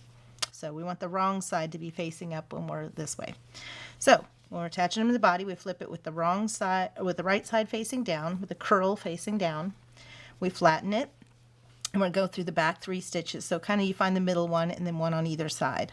So we're going to go through this one and then work into the body. And again, if your counts are off, like mine got off somewhere, so I know that I'm going to have 2 stitches in the center of the body and then 3 attaching each of the legs. Actually, that may be a little off. Let me go one more. 12.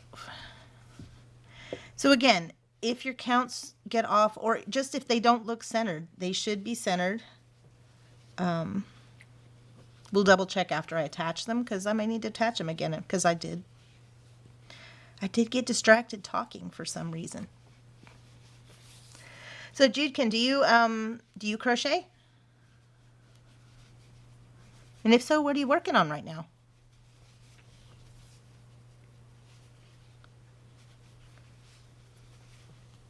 So in attaching this leg, we're going through this 3 backs, 1 stitch at a time on the back leg, and then also through the body, and attaching, then crocheting them together, just like we did the back legs. So that now they're attached to the back 3 legs with the leg kind of flattened out with the toes curling forward.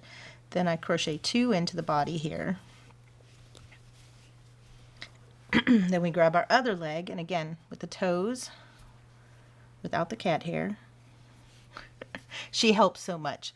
We turn it with the curled toes facing down, and we flatten it out, and we find the middle stitch right there, and then we're going to go 1 on either side of it. So that's going to be my starting stitch. And if it's off a little bit, it doesn't make a big difference. So now we find the next stitch on the body, and we may need to move these if I'm still off a little bit. We'll see. So we go through the next stitch of the leg and the next of the body. But I like making low sew patterns. They can be a little more complicated to crochet, but I find they're more consistent in the finished product, because you don't end up with legs sewn on just a little off at a weird angle.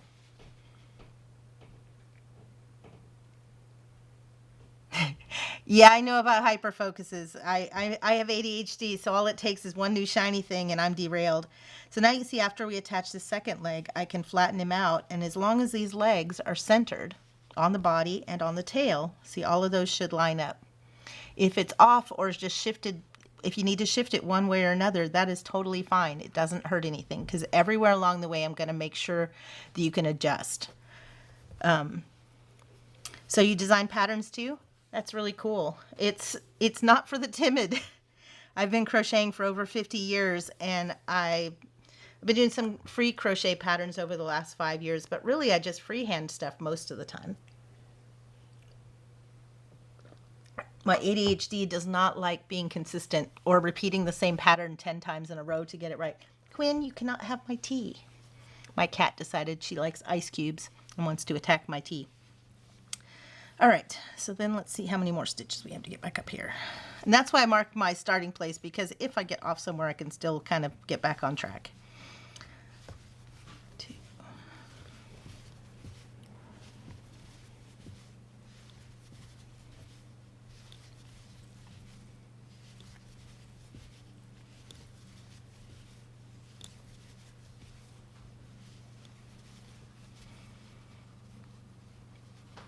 All right. So then I shouldn't need to do 10. I think 10. Move, cat. Can't see past your butt. Yep, and then 10 to finish up. All right. So now I need a page forward. But you can see how now our legs are all attached. You can see how the hips are starting to form here. So you don't have to... Yeah, mine too. Mine does not like to be petted, held, or touched most of the time, but when I'm on stream, she'll even let me brush her.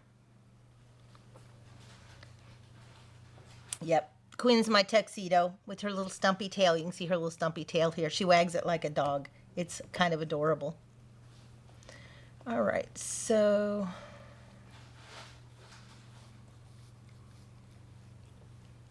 I lost track of my row. Where'd it go? Okay, there it is.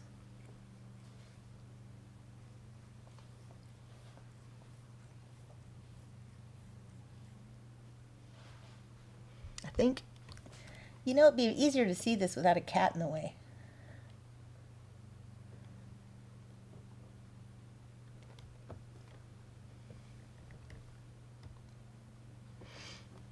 Okay. So we're going to single crochet in 14. Yeah, I've usually had very cuddly cats. Now she's giving me a bath, which tickles. Yeah, I know. Okay, so hopefully 14 stitches take us to the seam. And this is where, again, we have sanity checks if our counts are off. 4.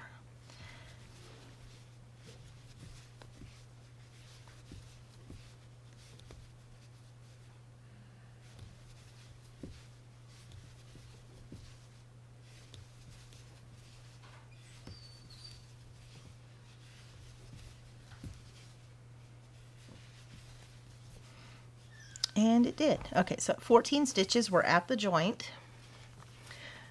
And so we're going to single crochet in the joint between the body and the leg, which means you could put it in this stitch or this already worked stitch, or just somewhere in between, just anywhere that's not your actual stitch there, just to make sure there's not a hole there.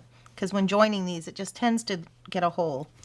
And if my stitch is loose at all, I will redo it, because I want that one to be really snug and no hole formed there. All right, and then we're around the front of the legs, we're actually going to do a little increasing already. So we are going to single crochet and then increase.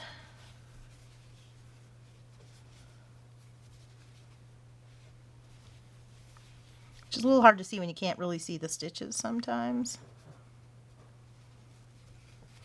Especially right here by the slip stitch from the previous row.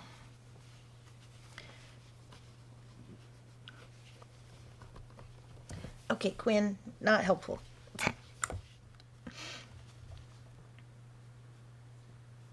So single crochet increase, and then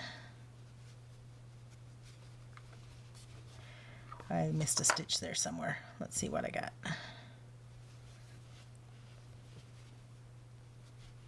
I might have gone in the actual stitch instead of the joint. I did. Okay. So it should be 1, 2, 3, 4, 5. Should be 5 stitches, so.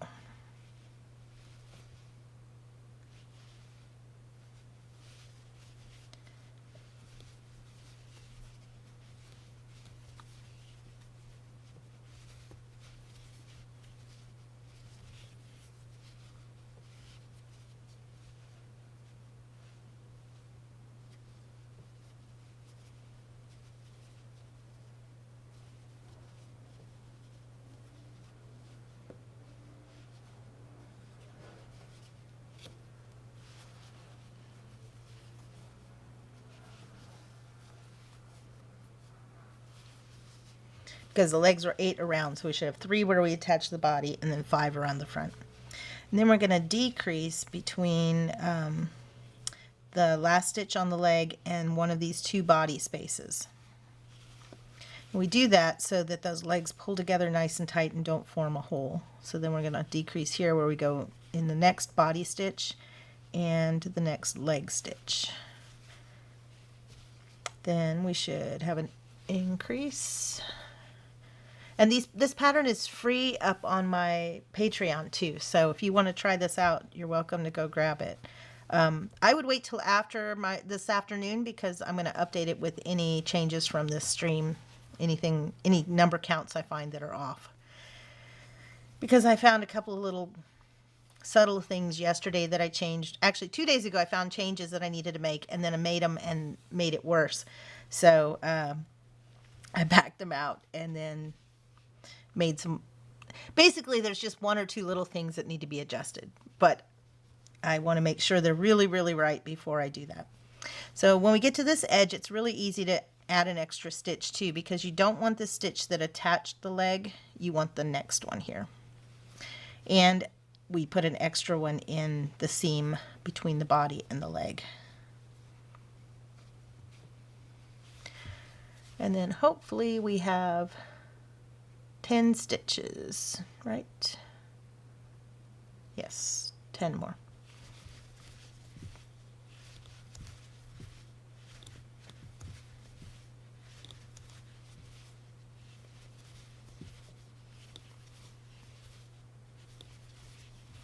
I love it when I get the right number of stitches when I get all the way around.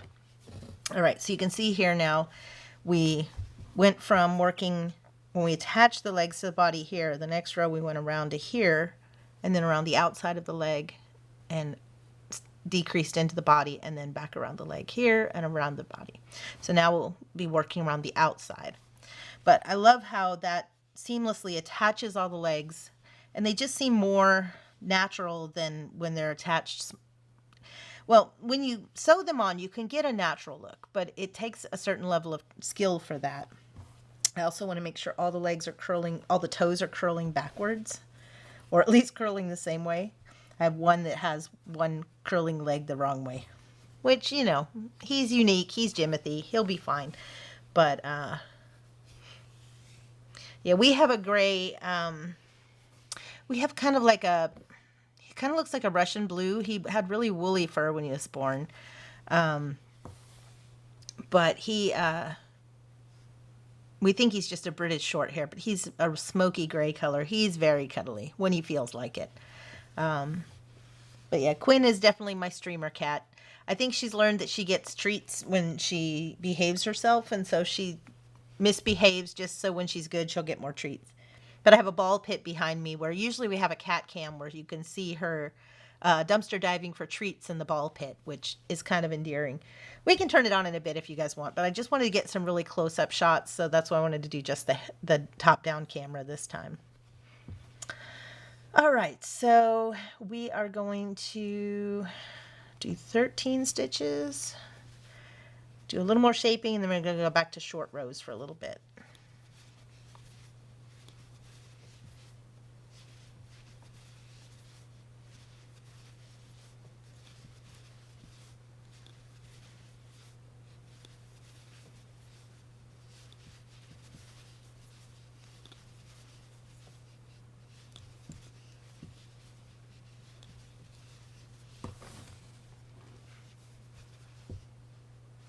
So 13, and then right here at this joint, you can kind of see where the leg and body join, we're doing a decrease here. Because again, these legs tend to like want to go backwards, but by doing these decreases, it's going to pull the legs forward a little bit more. Because you can see on these guys how their legs definitely pull forward like they should. Sorry, I've had a cough all week. The wildfire smokes definitely do a number.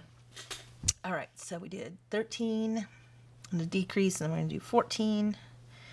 I'm going to try not to add any new ones in here because I can't really see these very well.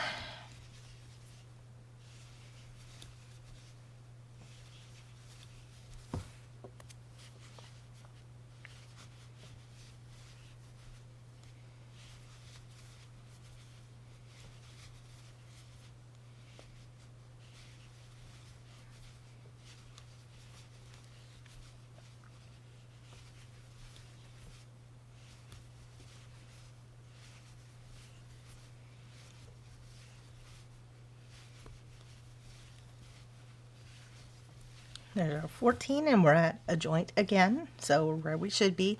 Again, I like giving those landmarks because if you're not at the joint, then you can shift your work one stitch or another to put yourself back on track. So there's a decrease, and we should have 9.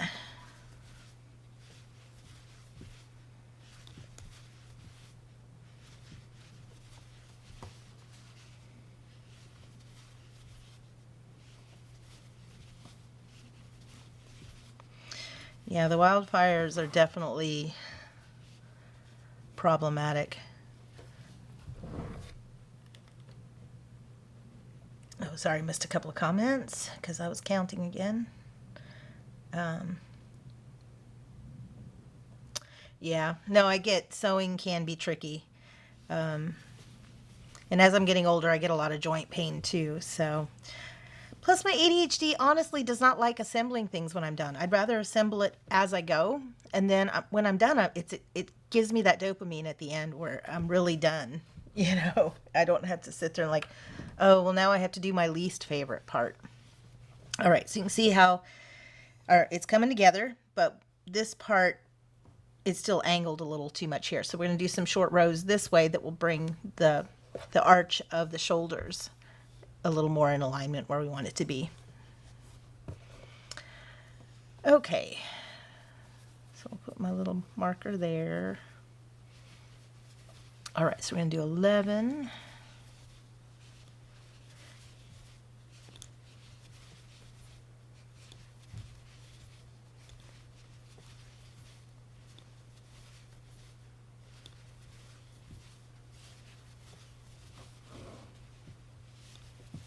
And if you've never done short rows before, they do look a little different, like depending on the yarn. Like on my sparkly Jimothy, you can barely see where the short rows are. Same thing with the plush. But if you're doing a yarn like cotton, you can kind of see there's a little bit of a difference in the texture because you're going backwards and forwards. So you can kind of see where the short rows are here and up here. It's not real noticeable though. And in the big scheme of things, I really like the effect, the control I have, or being able to shape it better. So it's a trade-off.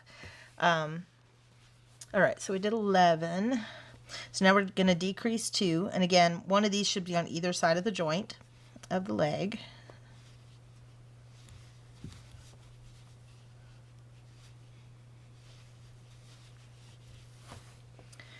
And then we're going to chain 1 and we're going to turn. And then we're going to do 20. So we're going to skip 1. Yep, I'm still skipping 1.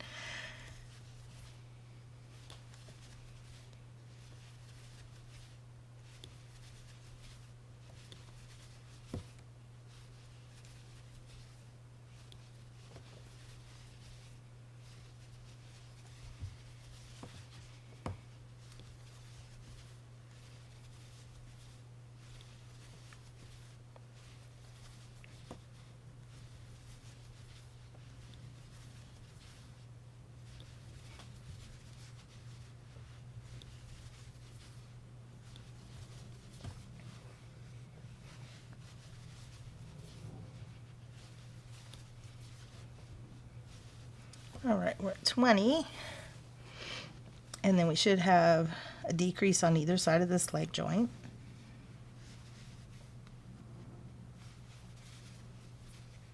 And I usually have music, and my streams are usually, you can usually see comments and the cat cam and everything, but I really wanted a good close-up of this process, so I hope this isn't too boring. Plus, I figured without music, it would be easier to edit it, because I really do want to have some shorts of some of the, like making the toes and some of the transition points where it's a little more challenging. All right, so we did our decrease, our chain one, oh, and we turned back. Okay. So in the next couple of rows, we're going to start adding some back loop only stitches, which will tell us where to do the ears. Because again, the ears, even though they're added afterwards, they're going to be crocheted in the back loop only that we create on the next row. And with plush yarn, back loop only stitch, the front loop only stitch that's left behind is not always obvious. So I will probably put a piece of yarn in there just to mark it for myself, because it makes it easier later, but it's just plush yarn doesn't play as well with that process. So, all right, so we're going to skip one as we come back, and then we're going to do 21.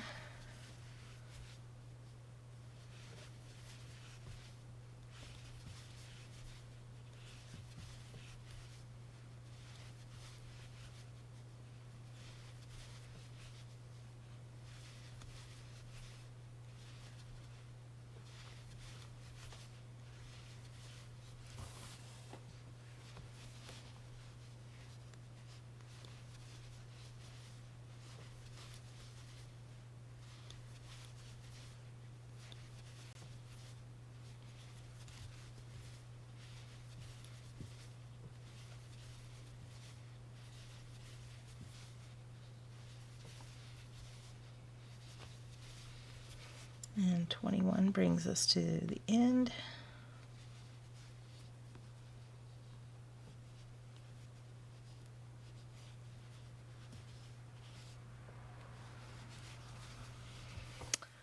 All right, then this is going to be an interesting decrease, because normally we've been single crocheting in the edge here, but we're going to do a decrease across the end of the row. So we're going to pull up a loop here, and then we're going to find our next stitch in the body, which is here, and we're going to pull up our other loop down here. Make sure those are nice and snug, and do our decrease that way. So see, it gives us a nice transition point there. All right, then we're going to single crochet 8, so we're kind of going back around in the round now.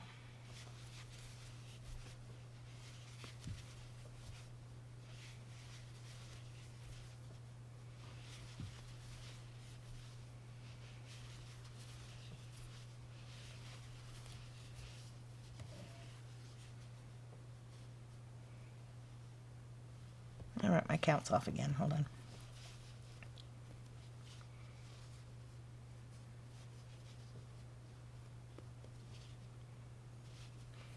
This is where I like to make sure that I really have the right, okay, so that.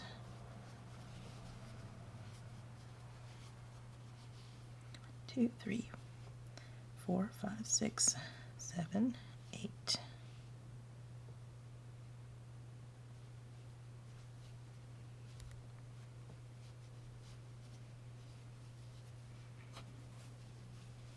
This is where my count was off last time, so I want to make sure I really have this right. So that would be.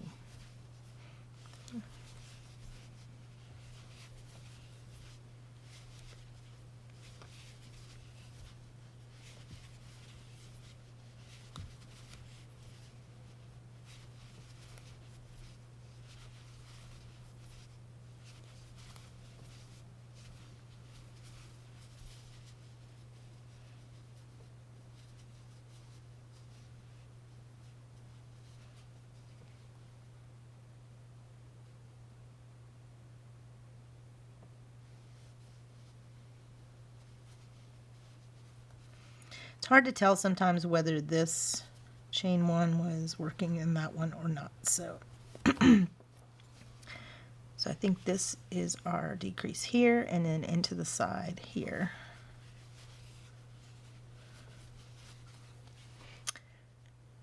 And then we do 6. So we find our top stitch here. So it's 1, 2, 3, 4, 5, 6.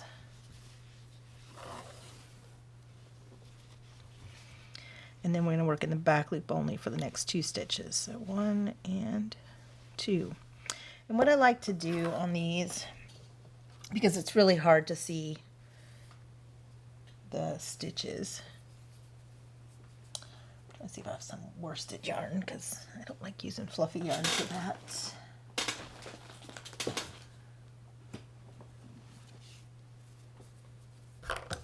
Just getting a piece of worsted yarn that I can weave through those front loops that are there. I hate it when you go to make coffee, and because you haven't had coffee, you can't make coffee. So I just like to weave a piece of yarn through those front loop onlys, because what it does is it kind of pulls them out a little more so you can get a little more definition, that when you go back to add the ears, it's easy to find them. All right, so we did back loop only in 2. And you don't have to do that, but I especially like it with fluffy yarn because it's really hard to see those afterwards. Oh, and that's the end of our row. All right, so the next row, we're going to start working in short rows again, but we got to finish adding our other ear. So we're going to single crochet in 5 in both loops.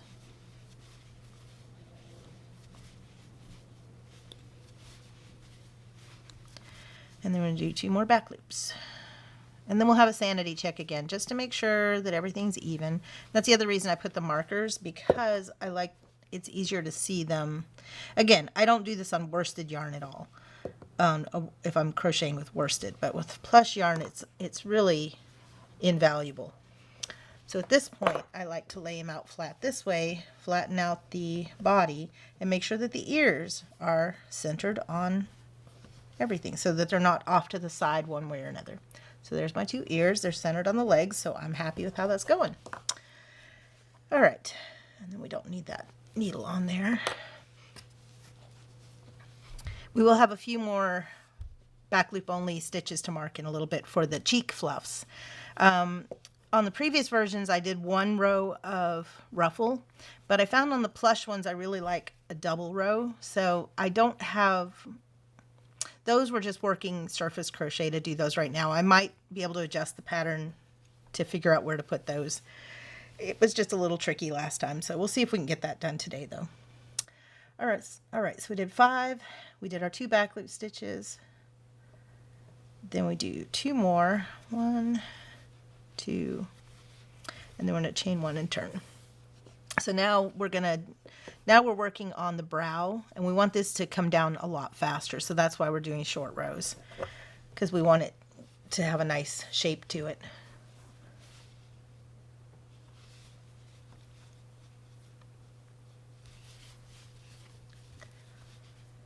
Let me skip 1 and do 12.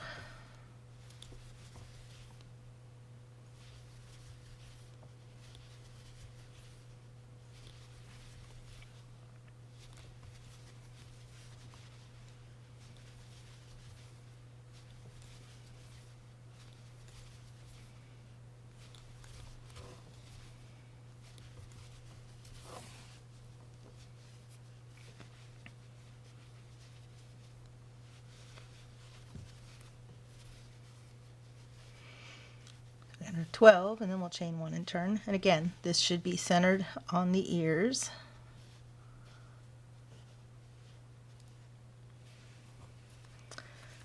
So then we skip 1 and single crochet in 11.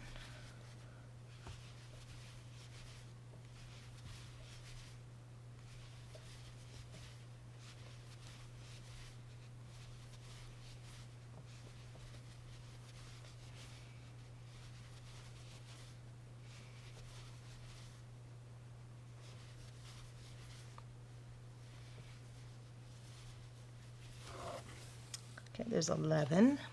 So then we're going to single crochet in the side of the short rows, just wherever it feels natural there. And this will be behind the mask too, so.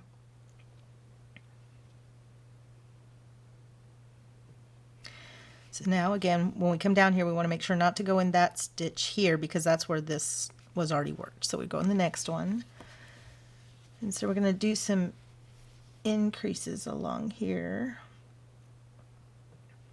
I lost track of where I was. Hang on. 11. Okay, so I'm going to single crochet 3 and then do an increase.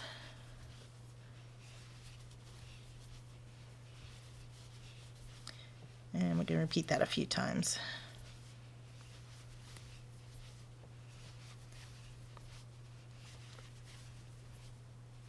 Basically, it's to start shaping the body so that it doesn't curl up too much here, that it shapes out a little more this way.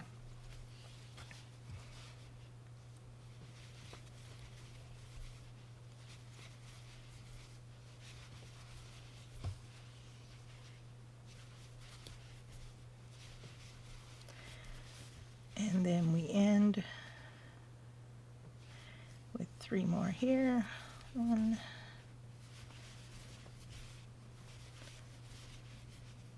and then we, wait a minute, so did I not go far enough? Hold on. No, I didn't do enough increases. Got one more set. So this one, ending with 3, and then single crochet in the side.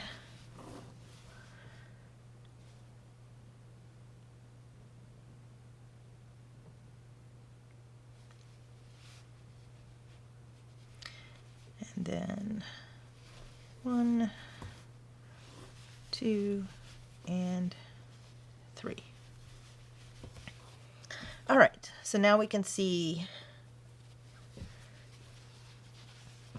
we have our tail that lines up with our back legs, that lines up with our front legs. They're all nice and aligned. And then this panel here should also kind of line up. So you can see how our short rows, they slope there. So all of that should kind of be lined up. If it's shifted off to one side or another, it's easier to fix now than later. So, all right. And we should have 28 stitches there with any luck.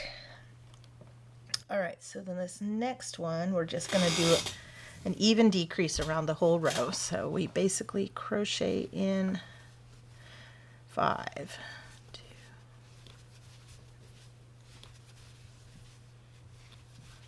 and then a decrease. And I like doing invisible decreases unless I'm working on a short row where that would be the wrong side.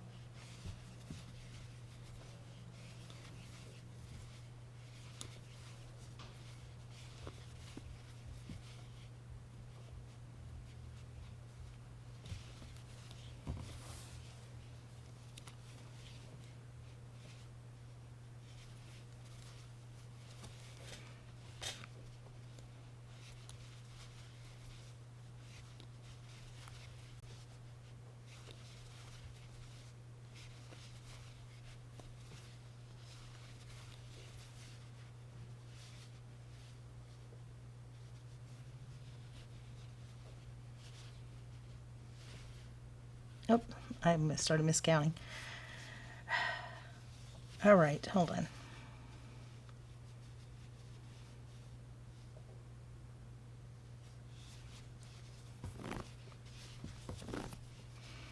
I cannot count, so 1, 2, 3, 4, 5, 6,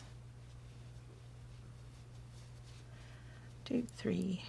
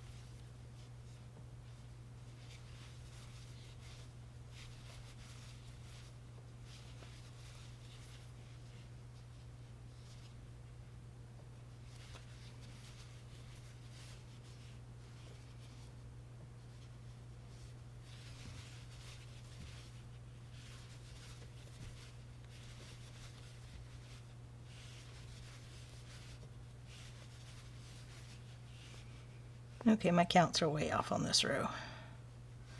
I'm guessing I've forgotten how to count. I'm just going to double check my numbers. 4, 6, 8, 10, 12, 14, 16, 18,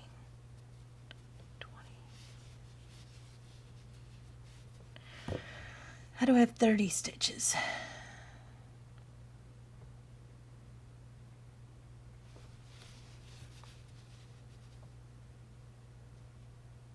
Because I decreased 4 from 28.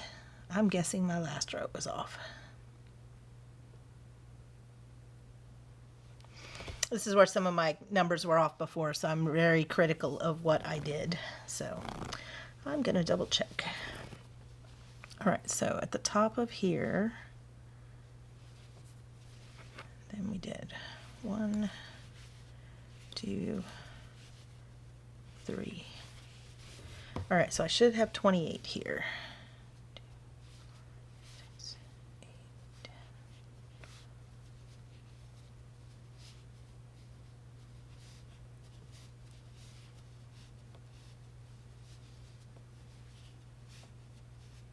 10. 34. Okay.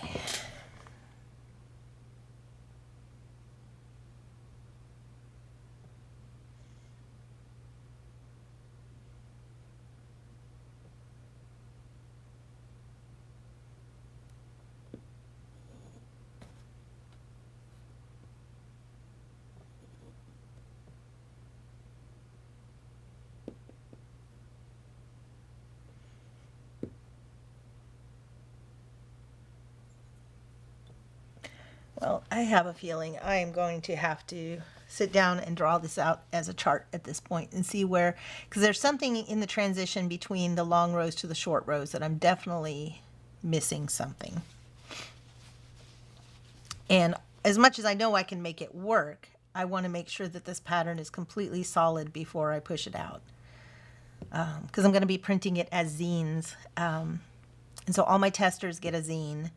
And I'm going to take it to Rose City Comic Con in Oregon next month. Well, in a couple of weeks, actually. So I really want to make sure this part is nailed down. And clearly I am guessing I increased somewhere when I should have decreased that last row.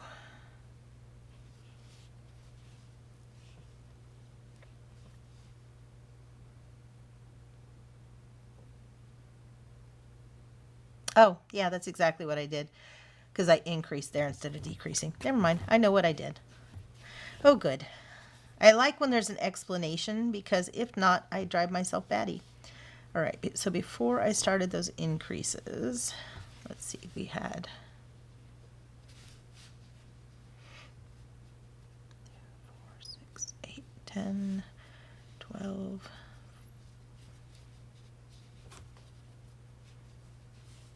16, 18, 20, 22, 24, 26, 28. Yes, okay, that's what I did. All right, yay. I'm glad I figured out my insanity. Okay, so from here,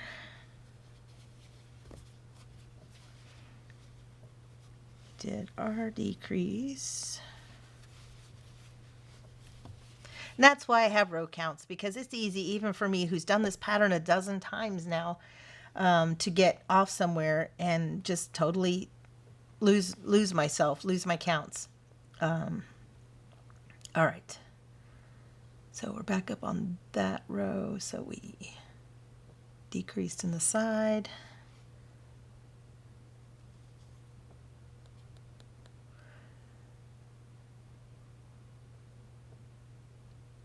Trying to figure out how many rows back I went.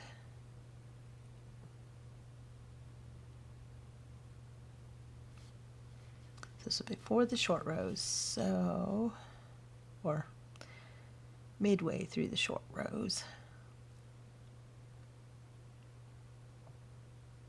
Okay, so it should have been 3, 1, 2, 3, and then a decrease.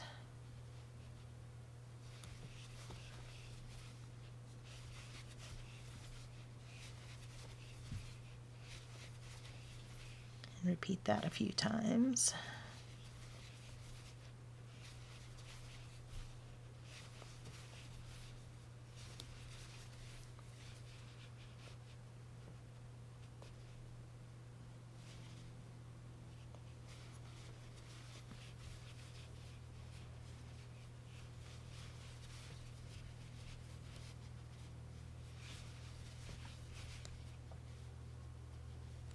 And then we do our decrease across our short row here. And then 3 in the top. 1, 2, 3. Well, that's better. I thought I was losing my mind there for a minute. All right, so we'll bring our little tail, our stitch marker up here, just so we should have 28 now. So we go to 24.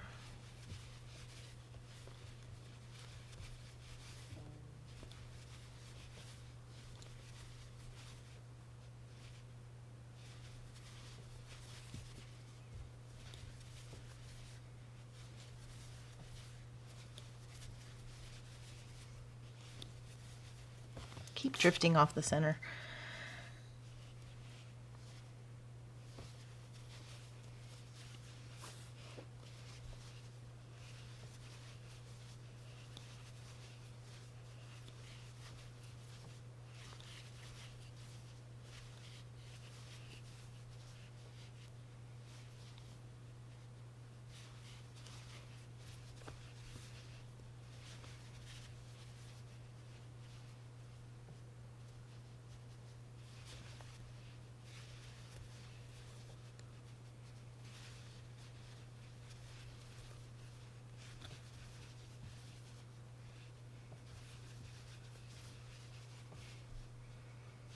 And we ended up at 24. So yay, we are back on track.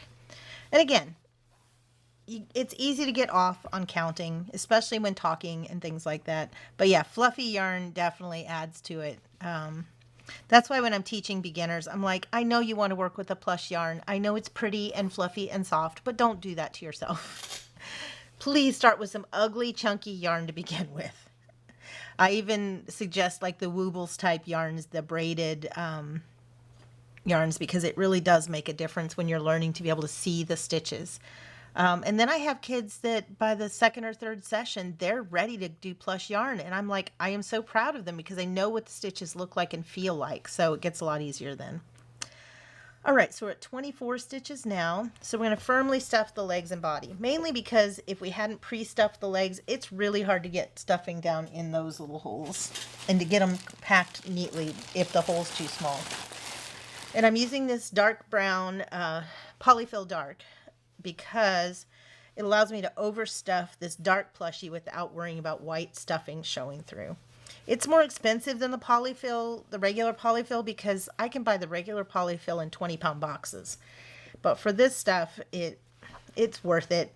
I don't use it on every plushie because I really don't like working with dark yarn. I really prefer light colored yarns because it's easier to see and to show. But this plushie really demanded this pretty yarn. I just love how the variation in it really does pull off a Jimothy. The glitter yarn works cute too, but I couldn't find something that light that worked well for this. So when I'm stuffing the body, I tend to like put my stuffing in the middle and then pull it to the outsides and rotate, because that allows it to pack really compactly but not lumpy, because the main trick is to get it fully packed but not lumpy. And so I make sure the stuffing is fluffy, put it in the middle, and then just pull it out to the outsides. And I don't know, it just kind of fills in that space and makes it a lot more smooth without being really chunky. And this guy will use quite a bit of stuffing because he's a chunker. And we'll be able to add more stuffing before we're done too, but I like to have it really compactly stuffed in the body, because then when I do the face, since we're decreasing into the nose, it's really hard to get a lot of stuffing in here and packed out if we haven't already done the body. So that's why I like pre-stuffing as much as I can here.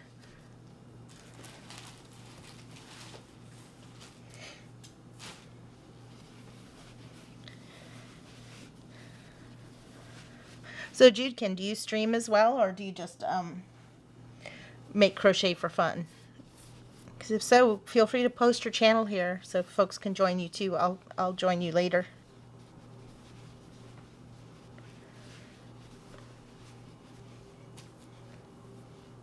So you can definitely see there's like a hole here in the center where this other yarn, where it's easy to put yarn in the middle and then stuff it out. And then when that hole gets harder to find, then you know you have enough stuffing in there because he's so compact. But he's very chunky and compact. You can see the size of the shape of the body now that we've got stuffing in there. And the legs aren't splaying backwards. They're standing pretty straight. So that when we stand him up, he stands. And mostly. He's a little chunky still. But anyways, come on, little back leg, do your thing. But I like to test it out all along the way because if those legs aren't stuffed enough to hold him up now, they won't get better later.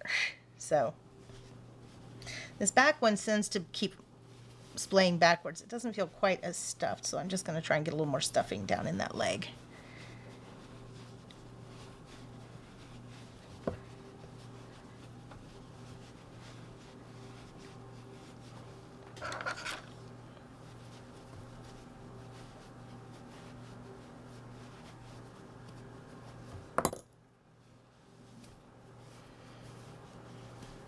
And sometimes if I can't get quite where I want to be, I need some fresh stuffing to go down there, not the compacted stuff. So, oh, there we go.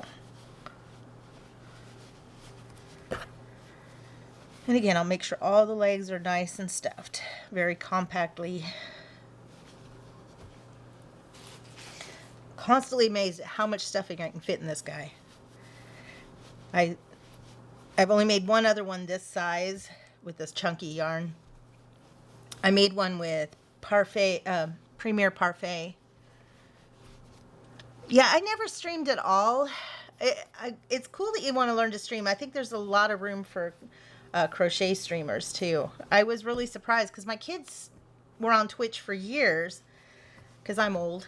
But I always thought Twitch was just for gamers, and it was really refreshing to find a crafting community here too.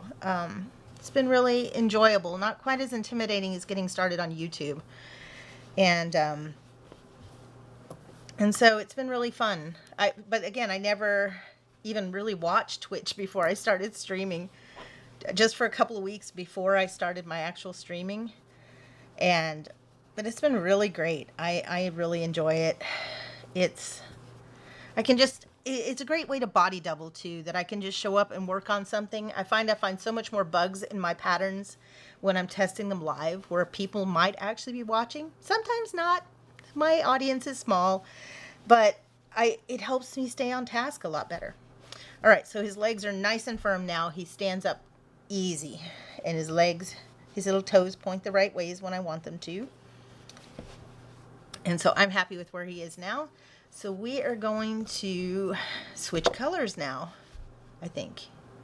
24, yes. So we're going to switch to white. Where did I put the white? Gwen, did you steal my white yarn? I like to blame the cat. It's usually her fault. Oh, there it is. Like I had a tiny thing of white, but that wasn't the same. And again, it doesn't need a lot. I just have a small bundle. All right, so I like the color change here isn't that critical because we're going to have the mask covering it, but I still like to color change halfway through the last stitch. So I'm just going to pull out that last gray one, which was a decrease, and finish it up with a white. So then we're going to decrease. We're going to go from 24 to 18 stitches here, but we're also going to add some back loop only stitches. And this is where I want to make sure it looks right too, because I want to make sure that the cheek frills line up right. Like sometimes they're off by like one. So I've changed it a little bit and I think I've got it where I want it, but we'll see how that works out. Okay, so I'm gonna make sure I start in the right spot. Okay, so we're gonna do 1, 2, and then a decrease.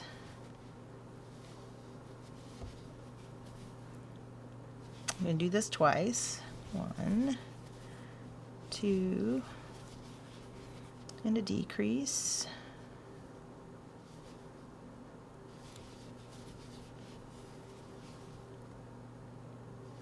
Then we're going to do one in the back loop only. So we're going to do back loop only. Make sure I'm in the right spot.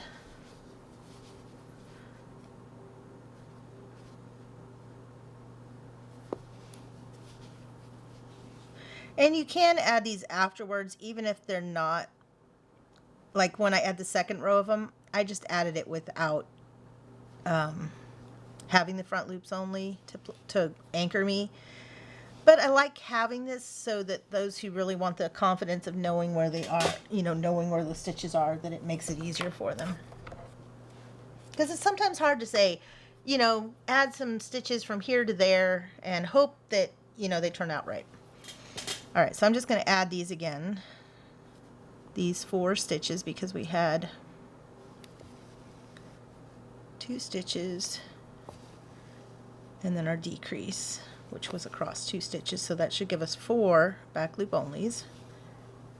And again, it's not critical to do this, but I do like that when I pull up on this, it'll elongate those stitches, so it makes it easier for me to fit my hook in it later. So that's more for laziness than anything. It's not critical. And I'm going to go and cut my gray because we'll be done with that. We'll tie it off in a minute. All right, so here's where I want to make sure I do it right. So we did our back loop only set. Then we're going to, in both loops, we're going to do our set 1, 2, and decrease. Oh, come on. I prefer back loop, invisible decreases that work just in the front loop, but when I do back loop only, I can't do that way. And then we're going to do a single crochet.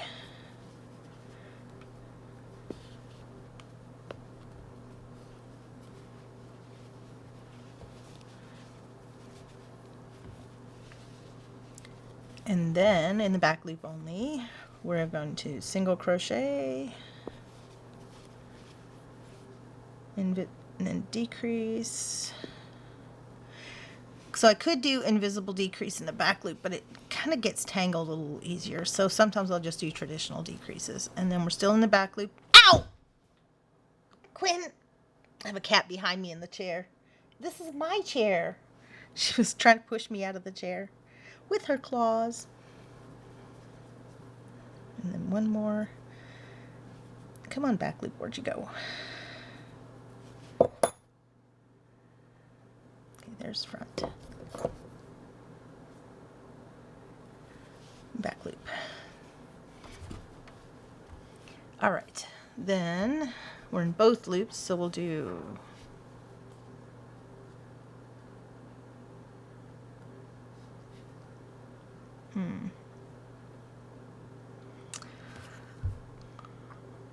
one, 2, 3, 4, 5, 6.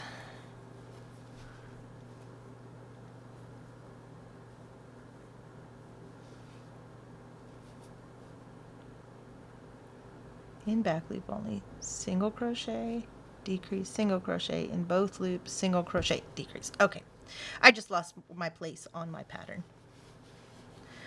All right, so we're back around where we started. And again, you can just go in the top of this loop, but sometimes I'll do my next stitch in the bottom of this color change space, just because it shortens that gap right there. Then I'm going to tie off. I tug on these a little bit to make them really seamless, but with plush yarn you really want to be careful pulling not too hard. Yeah, exactly. I don't like doing invisible on the back loops. It's just awkward. So anyways, now you can see how the face is starting to shape up. We've done our decreases. Oh, and I need to mark my front loops only because I can kind of see them here, but I also want to make sure that they line up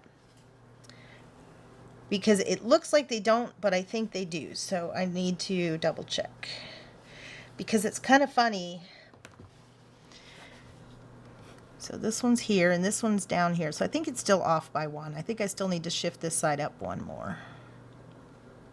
Okay. Yep. Okay, we're going to change the pattern again. All right. So in back loop only. Okay, we'll single crochet 2 there. Then in the back loop only, we'll start with our decrease and single crochet 2. And our back loop only will just have our decrease. If I can spell. Okay. And again, that's why I marked the spaces, because even if yours lined up this way, that's fine. But feel free to shift it because you want those to be even on either side. So it's just hard to explain that sometimes when I'm doing my stitches. All right, so let's see where I left off. That was my decrease.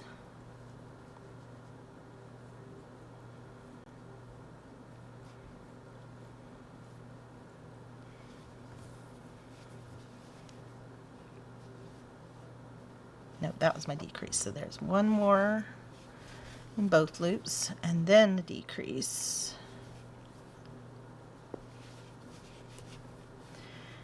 And then in the back loop, 2 more.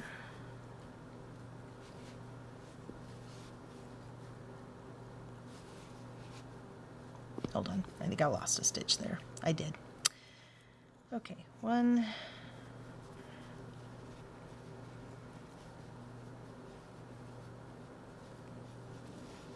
2. Hold on.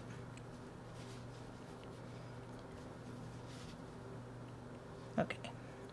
I'm just going back to where I actually know I had a decrease though.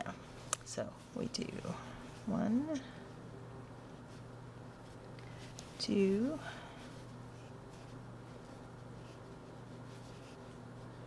decrease, then 1, 2,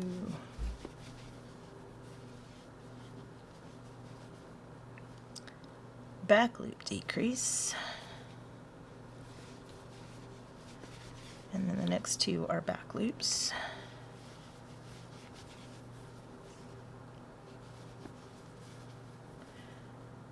And then our decrease, which would be a normal decrease here, but I pulled that stitch and tied it off, so it's kind of hard to see. So I'm just going to put 1 there because it's already hard to see. All right, and then we do our long single crochet. There. So now let's see if that adds up.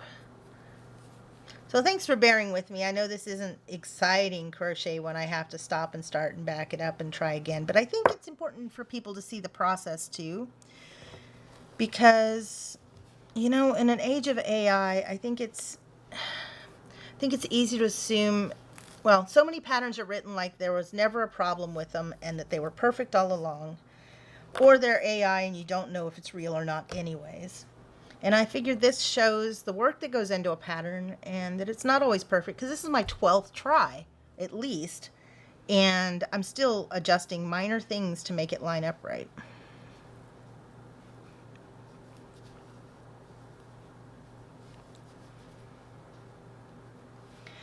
Plus, in an age of AI, it's, you know, it's important to know a real human did this, and I did. So, all right, so there, our cheeks are from here to here, and that looks lined up a lot better on the legs. So, yay, got it, done. Okay, those were some of the pain points I was having when writing up the pattern, because also I have ADHD, and when I write it down, sometimes I think I write it down and I didn't write it down, or I think I correct something and I didn't. So here we are. All right, so this next row we're going to single crochet and then decrease, and I already did the first one. So we're just going to single crochet and decrease all the way around, if I can get in that back loop.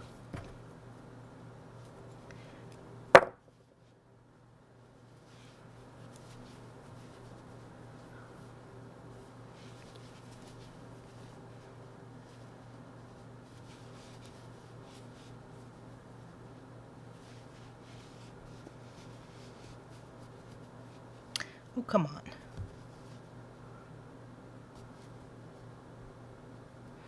But I love doing the invisible decreases because that back loop falls down and fills in any gaps. It's really, really nice, especially for plush yarn. So I like doing it whenever I can, but there are times when it's just not convenient.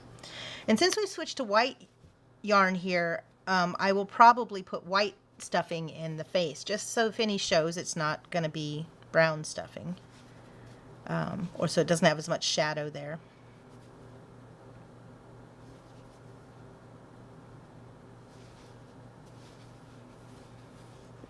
But we are nearly done. There'll be finishing touches to add, but those actually go pretty quickly once we get to that point. And I'm getting hungry for lunch, so I'm going to be motivated to finish that pretty quickly. All right, so now we're down to 12. So we're going to work one row of 12, just straight.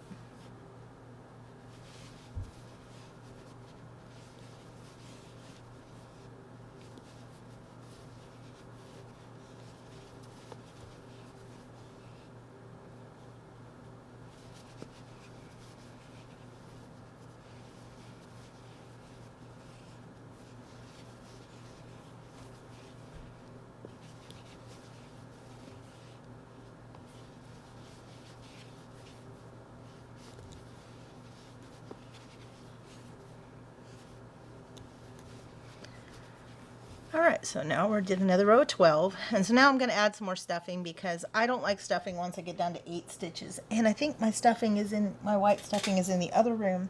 So I'm going to take a quick break, and I'm going to go grab the stuffing, and I will be back shortly. Let me find my, be right back, hopefully that works. So I will see you again in just a minute. We'll probably wrap this up before too long.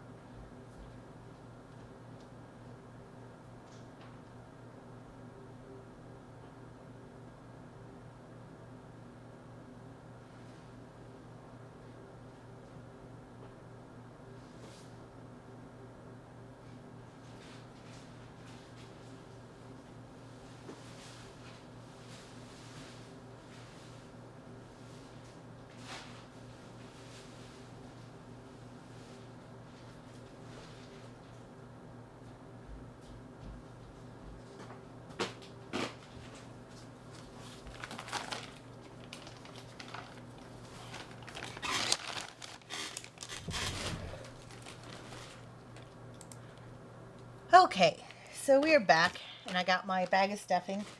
I had to raid the box of stuffing. My bag was empty, so the white stuffing I buy in a 20-pound box, so I am usually good to go. All right, so again, stuffing from the center and pushing out. Just trying to keep it more at the upper layer here than down into the body.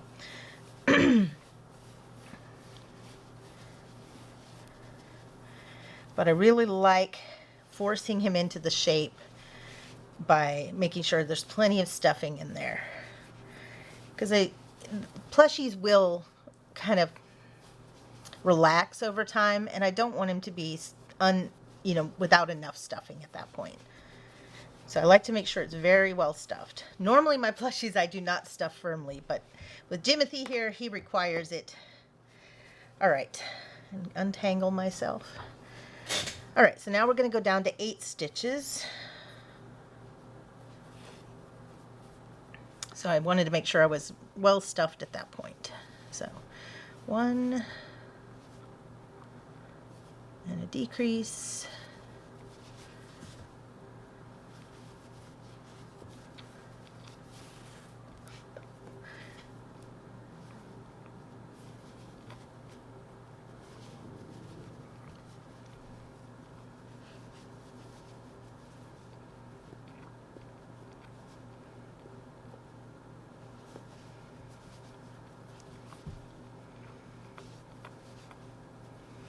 And I like to make sure these stitches are nice and snug.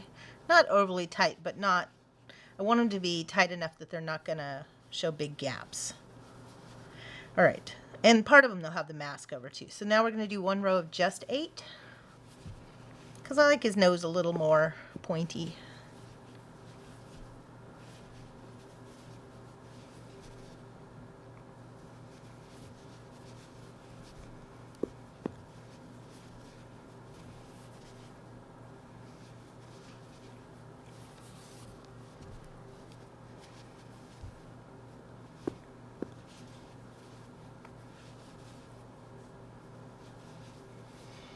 All right, now we're on to the front, and I think that's going to be good.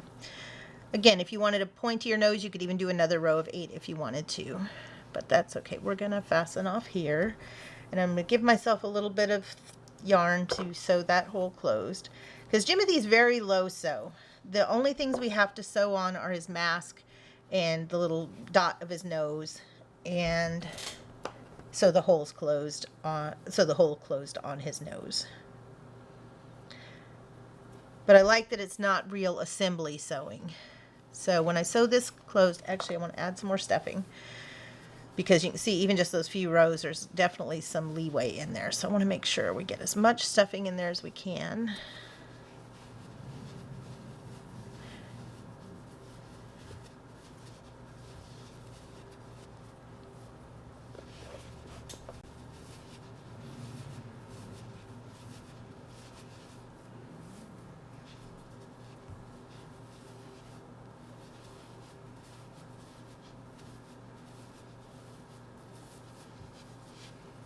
So basically I'm pushing it to the sides of, kind of from the middle to each of the sides to make sure it's really filled out in all the directions, not just shoved in the middle.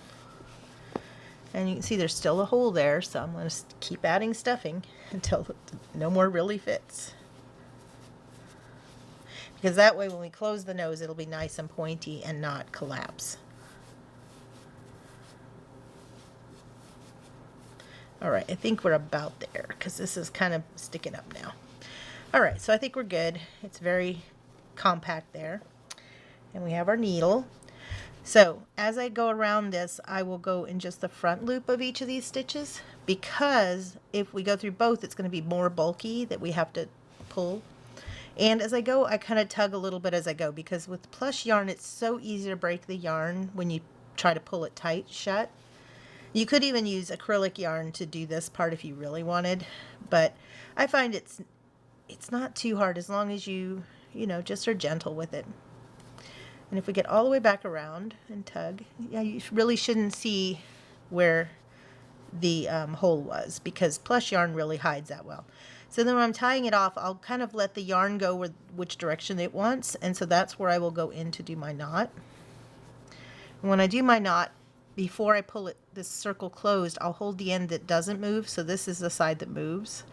Then I'll go through this twice with my needle. I just wrap it around twice, and then I kind of pull it where it's flush with the body and hold that down, so that when I push the needle through, that knot is right there at the surface, so that when then wherever that yarn's kind of falling, I go through that hole to hide the knot.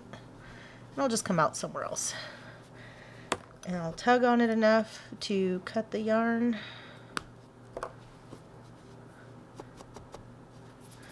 All right, and there's our nice little pointy nose, and sometimes I'll even put the needle in there to like poke up the stuffing to fill it out. All right, so you can see he's got a Jimothy pointy on his nose. We have spots to put the cheeks and the ears. So that's what we're gonna do next. So, and actually our cheeks still don't quite line up right. See, after we got it stuffed, see how this one's not as high as this one? So I might shift it one this way again.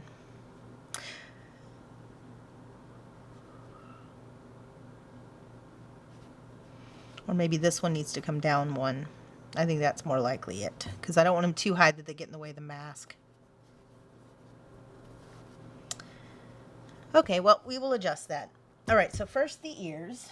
So back to our gray yarn. If I can find out which is the end. There we go. So the ears.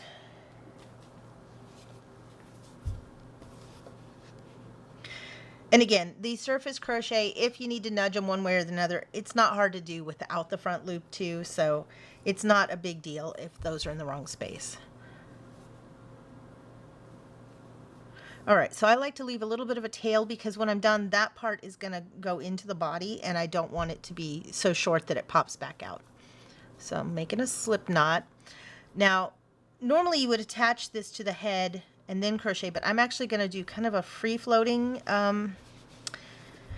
double crochet. So basically I'm going in these two. I'm starting with the right hand side and I'm doing a double crochet. So I'm going to yarn over so I just kind of hold that hook there. And I can go ahead and take these out actually, but if I pull up on them a little bit before I pull it out, then it makes it easier to find them, like they stick up more and it's easier to get my hook in there. So I'm doing a double crochet, but see, I didn't slip stitch it, or I didn't do a slip stitch and chain two because I want this end of the string to be at the top of my double crochet, because then when I pull the ear down to anchor it to the body, that's where I want that anchor point. So then I'm going to 2 more double crochets, and I probably should scroll the pattern down to make sure I'm not lying. And I lost the needle on the floor, so let's see. There we go. All right, so there's my needle. Let's scroll the pattern down some more. All right. Well, actually, I had myself do the cheeks next. That's okay. We'll go back to those. All right. So we do a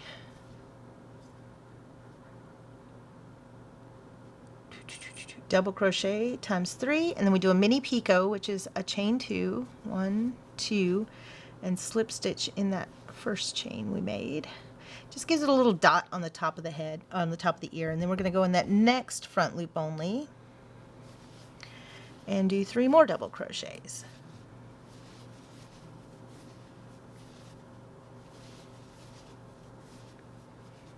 And then we chain 1 and give ourselves a little bit of a tail and fasten off. So see, our little ear looks like this.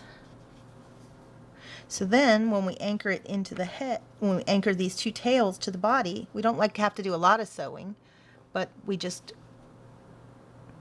that forms the ear. And it looks more natural, I think, than making a really chunky ear. So anyways, we're going to do another one just like it.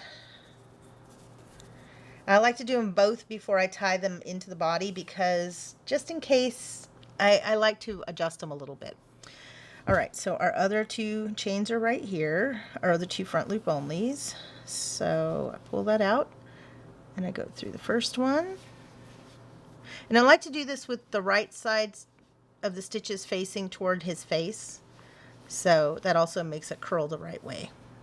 So I'm doing 3 double crochets in that first front loop only, and then a mini picot of chain 2 and slip stitch, and then 3 double crochets in the other one. The picot and mini picot are also really good for shaping the tips of leaves. I have some beginner patterns I like to introduce that, because it really does, I like that crochet doesn't have a lot of different stitches, but combining them in new ways gives you a lot of variety. I mean, I guess knitting's the same way, since knitting is really just 2 stitches. So there's our two little ears, free form and floating around. And actually we can take this green one out. Now we're done with those rows. All right, so what I like to do here when I go to attach these ears is I like to come down two rows from where the base of this is. So 1, 2, and from this one, 1, 2-ish. But see, depending on whether I go here or there, it's subtle, but sometimes I like the look if they're a little more open. So it's really just 2 rows down, almost parallel to where you are, but sometimes that's halfway through a stitch. So you can decide whether you want them narrower ears like that or a little bit wider. And so I like to place these before I tie them off. So I do both ears this way first, just in case one looks bigger than the other. So I come down 2 stitches, and then I just kind of come out behind it somewhere here. And pulling gently so as not to break the yarn. And then I'll do the other one. And I come down 2 rows. And then I like to come out the same exact hole I went out with the other one, because then when I tie it off, all right, so there's our first ear. So I'm not doing anything with the tails yet because I want to get the other one so I can make sure they look good together, because you just never know. So even though we're not having to sew them on in just the right place, it's also good to make sure. So come forward 2 rows, 1, 2. And I actually, with this Plush Jimothy, the last one I did, I was having so much trouble getting through the body. I actually went and bought some of these long needles. I probably should try one on this one, because I remember now why I bought these, because it was such a pain to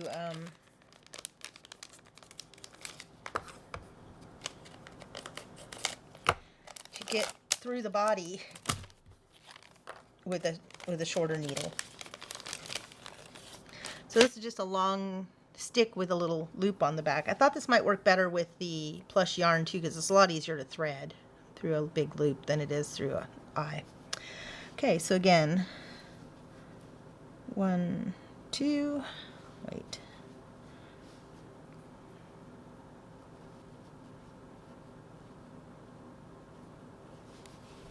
And I come out the same hole. So see, the longer needle gives me a little more control over where that hole is. Especially since last time I was coming out like further through the body. And all right, so then I look and make sure that they look similar. Where this one doesn't, I think I didn't go 2 rows on that one. Because see, this one's closer here than on this side. So I'll just pull out that one little side and I can adjust it. It's just so much easier than if I tied it off, because once you tie it off, it's commitment.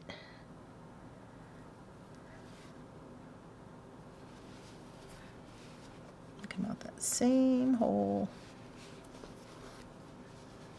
Oh yeah, that's better. Because see, I just hadn't come 2 full rows.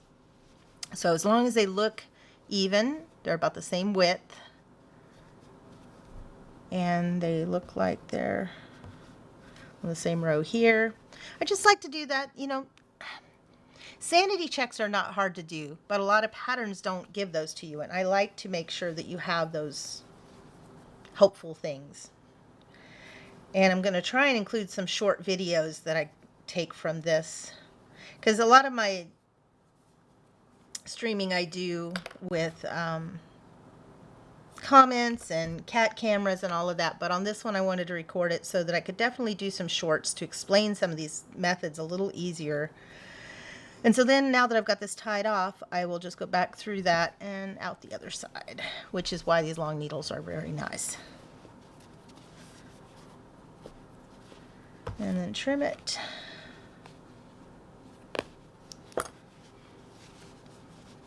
And then tie this one off.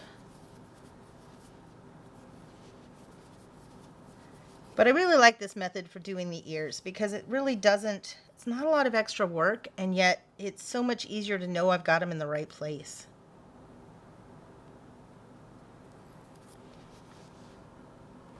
And even if you didn't do the back loop only, you just put stitch markers there. Even that would be really helpful, just to know where to put the ears. Because you can do regular surface crochet as well. I'm just really careful when I cut the yarn that I don't accidentally cut the body, because that would suck. All right, so now we have Jimothy with its little ears. And then actually his cheeks don't look that far off. See, that's where once you get the ears on, sometimes it looks different. So,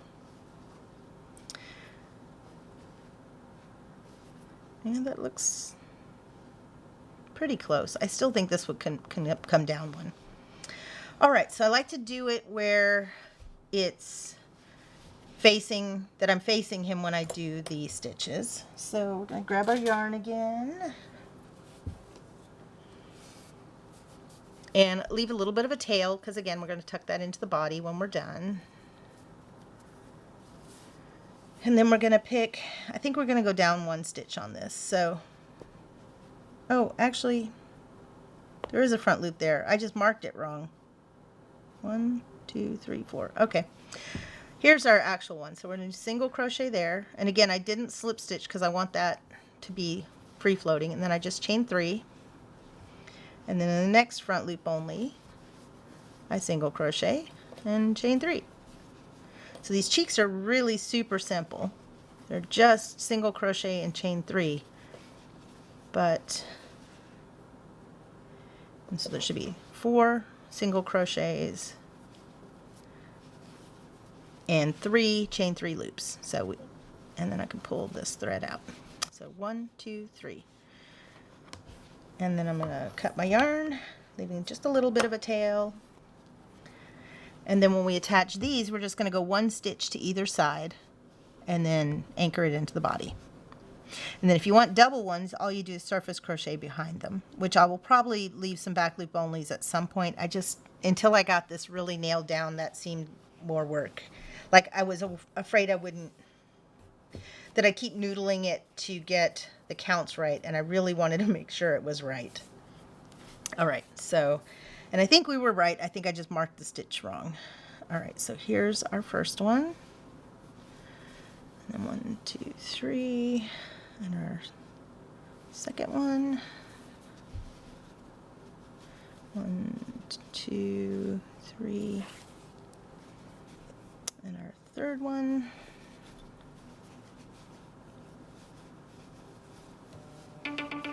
Oops, that says I should eat lunch. Because I forget to eat sometimes. All right, so pull that out. And so again, we have 1, 2, 3, chain 3 loops, and we're gonna chain 1 and fasten this off with a little bit of a tail. And so there we have our 2 cheeks with just our tails dangling out. And so we're just going to weave these into the body. And again, this is kind of sewing, so I consider him low sew and not no sew, but and then I just come over 1 stitch from where this one was, you know, and just come out the back. And I don't go too far since my tails aren't very long either, so we're not really sewing as much as just weaving in our ends. And this you could do with a crochet hook. I just find a lot more control with a needle, especially for getting it out the same hole. All right, so there's that one. And I like to tuck them all in before I tie them off, because then if I need to adjust it, it's easier to fix than having to, basically there's no way to fix it after, because once you've tied off Plush yarn, it's committed. Okay, so go 1 stitch over.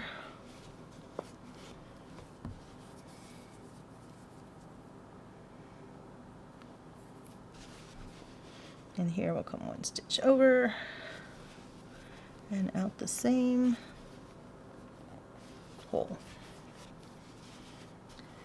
All right, so that looks even, same distance from the ears, mostly centered on the legs, you know, it's organic.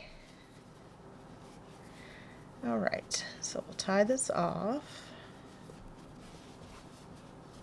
And then we'll weave those in, and then all we have is a mask and the nose, and he's all done. So we need to decide, are we going to give him safety eyes, or do we want to sew the eyes on? I'm tempted to do a French knot eyes for the plush ones, just because they're plushies. They're soft, they're cuddly. I don't like the idea of plastic eyes for those. So that's what I'm leaning toward. But I do have some cute safety eyes too. And actually I've used just white safety eyes because on the black mask, that turns out kind of cute. Oh, unthreaded the needle.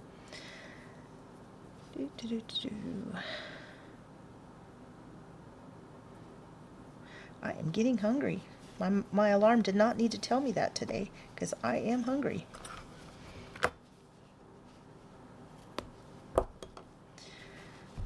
Okay. And on these shorter ones, sometimes it's easier to put the needle in first and then thread it.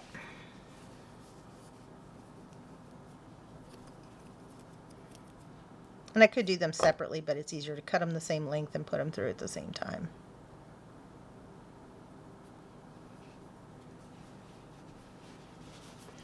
Do you think I like these needles? I've never used these before. Usually I work on smaller plushies, so I don't bother. But Jimothy's chonkiness demanded. All right, so here we are so far. So now we just need his mask, and when we sew his mask on, we'll use the sewing yarn to make his little button nose. And that will be it for us. All right, so black yarn. There we are. All right. And I changed this to give two different options. And I think I like the second option better, where the mask, I love the little cute mask where this barely touches in the middle. But honestly, this mask probably is a little more realistic and also accommodates safety eyes a lot better. So we're going to make the second one. Ears, cheeks, where's mask? Okay. Either way, we're going to start with the chain 6. So I give myself a little bit of a tail. It doesn't really matter, but I'll be hiding it in the body later. And I use it to tie off too. So, all right, so we're going to chain 6. I did not add my second mask pattern to the zine version. Let me go grab that on the other one. I have my full page printed one pattern, and then I have a zine version. And so, because I really want to do the zine, I think that's going to be really cute. I've got a lot formatted already. I just need to make sure that the pattern's accurate, and then we're good to go. All right, so for the version 2 of the mask, chain 6, then we're going to single crochet in 2, and slip stitch in the middle one, just to make it a little shorter in the middle.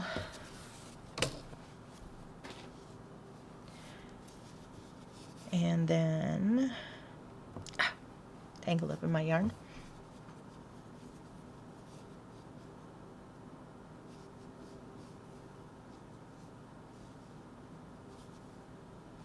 Exactly. Yeah, I do love, I actually have bought some nice bamboo skewers to make marking pins out of, to use as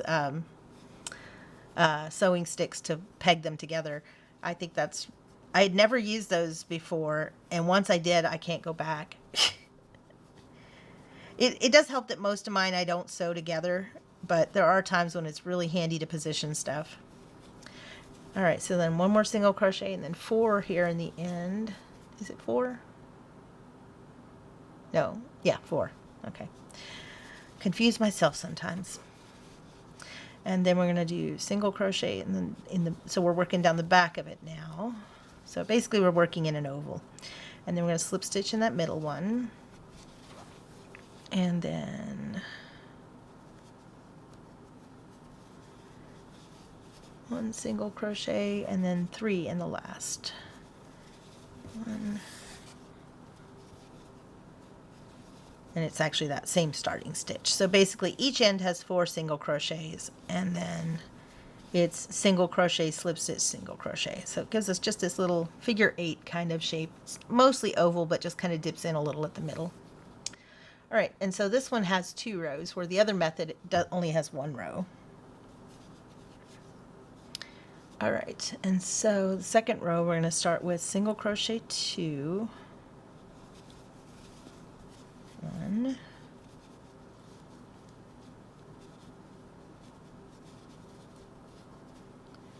2,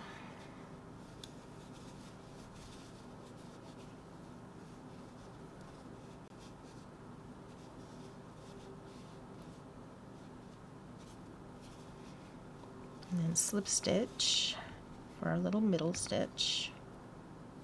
Oh, come on.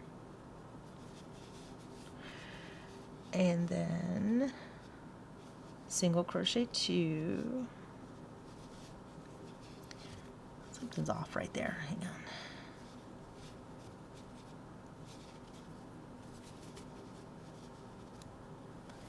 Two.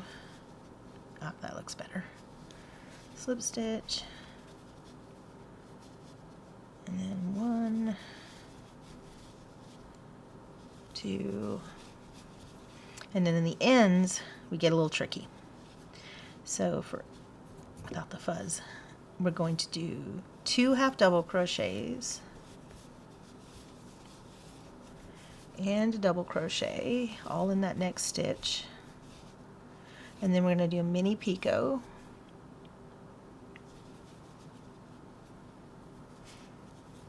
and in the next stitch we're going to do a double crochet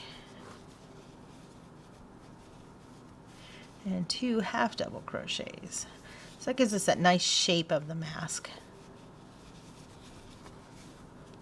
So see, it gives us that pointy end, but it gives us enough stuff to actually put safety eyes into, where before I was doing this as the main part of the mask all on one row, and it was a little wonky.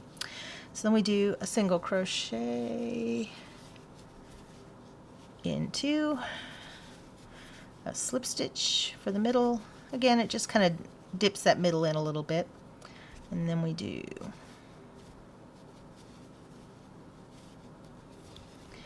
single crochet in 2, and that takes us to the other end where we're going to do the same thing, where we do a bunch of stitches all in one. 1, 2 double crochets, or half double crochets, and then a double, and then a picot for our little point on the side.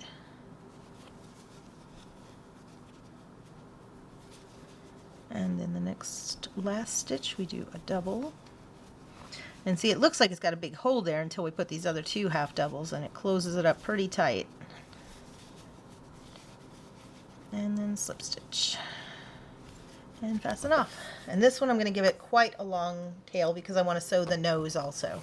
So I'm going to sew the mask on with it, and then so probably about 18 inches. So there is our little mask. You can see the points at the edges, and so when we put it on him, he's got his cute little mask. And so when I sew it on, these tips, I don't anchor them down because I like that they stick up a little bit. It looks kind of like fur, and so I do like the look of that. So I think I'm going to use my long needle on this one. I haven't tried that before, but I think I'm going to like because I don't like sewing one stitch right after the other. I do like spacing them out a little bit. So the mask basically gets sewn right across this gap between the color changes and sits right on top of the cheeks and is right in front of the ears. So centered between the cheeks and the ears. So again, even though it's a sew on pattern, it's not real questionable where that goes. And before I do that, I want to do our safety eyes, if we're going to do eyes. So what do we think? Do we want plastic eyes, or do we want, let's see what, I do have some large rainbow eyes here. This could be really cute. I think I sewed on the last ones though, because I hadn't modified the mask yet to account for the safety eyes. Just didn't, it was too big a gap, and I was just afraid they'd come out. So when we put our safety eyes on, we're really just putting them on the mask, and then we sew the mask on. And we just make sure that the back of the posts just fit into one of the holes in the back, and that usually does okay. So I think we could do safety eyes, but I think I might just go back and do the whites or sewn on. It's even cute without any backing on it, because it looks, you could see it, but yet it doesn't stand out too much. I might raffle him off though, and it could go to a child. So I think I'm going to do a safe French knot for the eyes on this one. I think.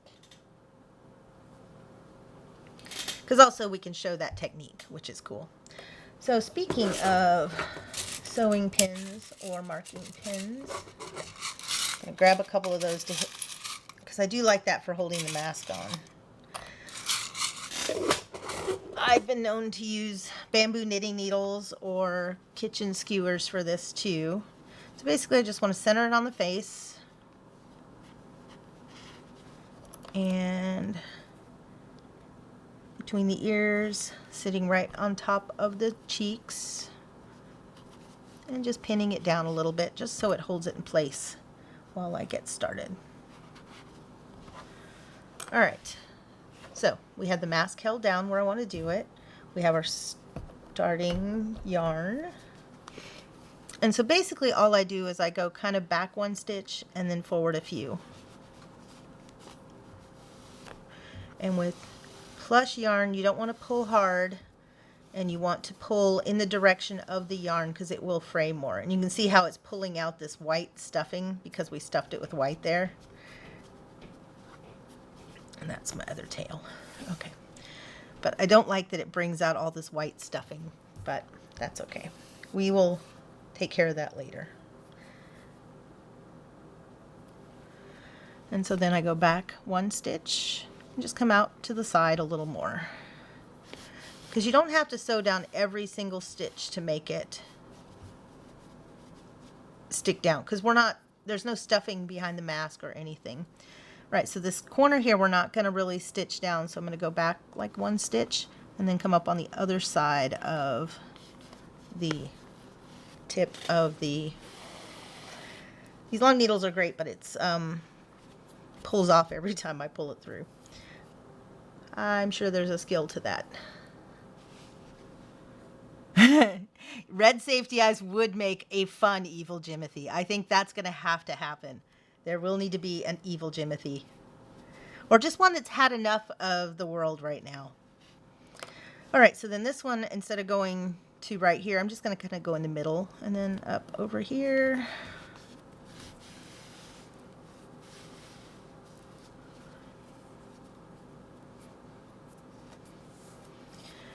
And then rinse and repeat. The main thing with plush yarn is just to take it nice and slow, or it will make you regret. I have enough regrets. I don't need.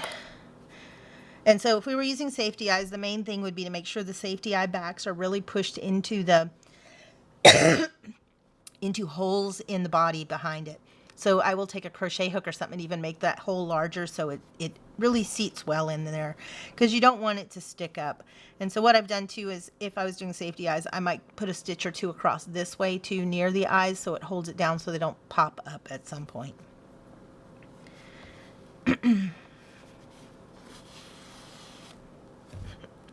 Collecting stuffing, that's for certain. And the other trick is to make sure you're not catching ears or legs or anything else in your stitches. And I'm making sure to go down into the body for each of these so they're anchored nice and strong.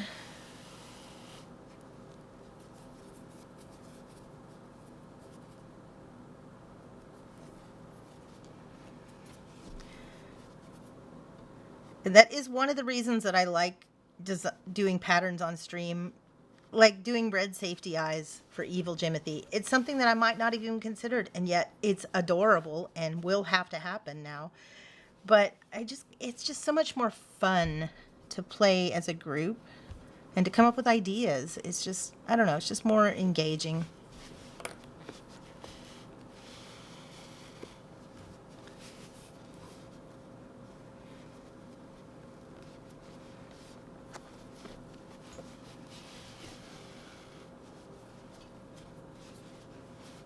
Have to get my lint roller out for all this stuffing fuzz. Oh, fluff and stuff. Okay.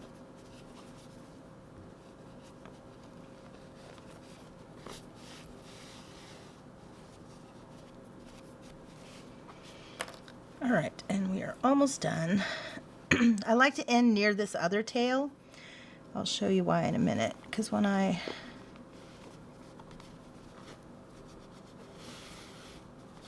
all the way back around, I need like one more stitch here from here, and I'm going to come up back over here, because if I tie it off, I could tie a knot with just the working yarn, but I love if I use this tail that is actually behind the eyes. When I tie it off to here, I can tuck that knot right behind the mask, so it falls naturally back there. So then when I go back in here to come out and do the nose, it'll really just tuck that in. So for the nose, as soon as I finish the face, I do tie it off there, just because if it were to break or anything during this place, I wouldn't want to have to do the mask over. Plus, I don't want something to loosen up and make the nose loose. So I come up just above center on here, because I want the nose to go right there, not right in the middle down here, but just kind of up on the top. So actually this one I'm going to come up just a little bit further north and a little bit further.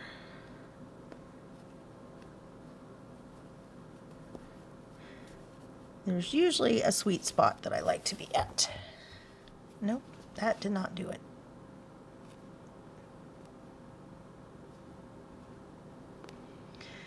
But I do fiddle around with this a bit, and that's why I like to make sure that I've tied it off, just in case that something goes horribly wrong here. I can just cut it and and just do the nose by itself. But it's really convenient to be able to use the black that I already have working. All right, I think I'm just going to switch to the little needle for this because I have a little more control. All right, so we just need a little dot on the nose.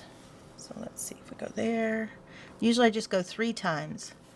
2 and 3. And I'll just come back up where that knot was if I feel like it. And then the other thing I like to do is I don't want it to pull too tight when I tie it, or it'll make the muzzle kind of duck in. So I will actually put either a marking pin or needle just through the nose while I tie it off, so that even if it pulls the muzzle in, it's not going to make those stitches too tight. And I can pull on it so it's not too tight, because I don't want it to distort the look of the nose just because I tied a knot. And then I will go down through here and out through the body somewhere. Too much more fluff showing up at that angle.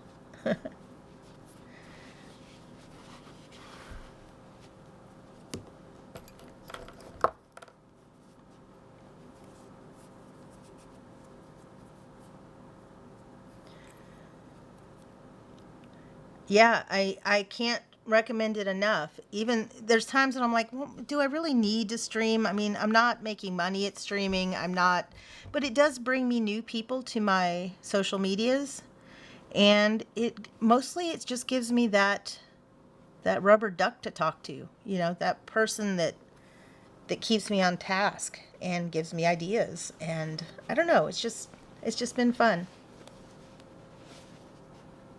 Oh, come on.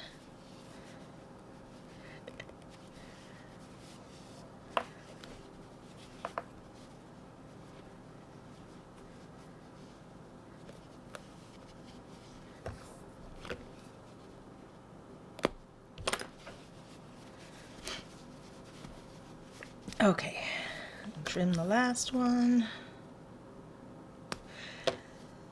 And my beginning streaming was just last December. I haven't been streaming long, but I did an advent calendar at lunch every day. I had tiny little patterns that I made for my advent calendar. And I'd done it as just a crochet-along a few years ago. But as a stream, it was so much more fun and engaging, and it forced me to do it every day, which really, I think, helped get my channel started a little more for my own accountability. All right, so now we're going to do his little eyes. We will probably just use white.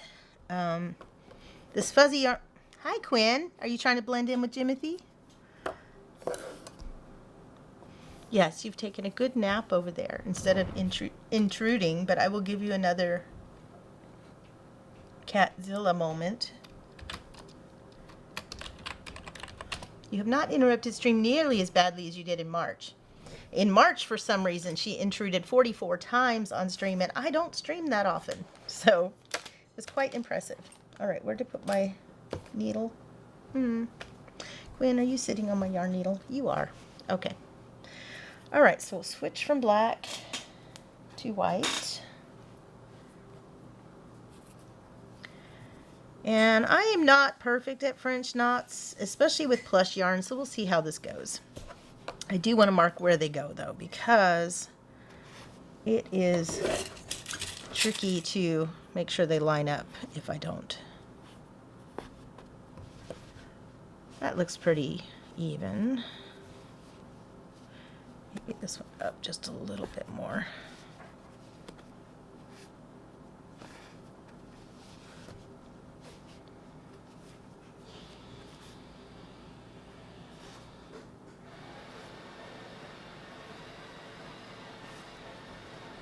And mostly this method of mask will probably work better with the French knots too, because the other one had too big a gap where I would be putting the safety eye or the knot, and it just made it kind of slip through the stitches. So I think this will work a little better. All right, so I think that's where we want them. So a French knot is pretty simple.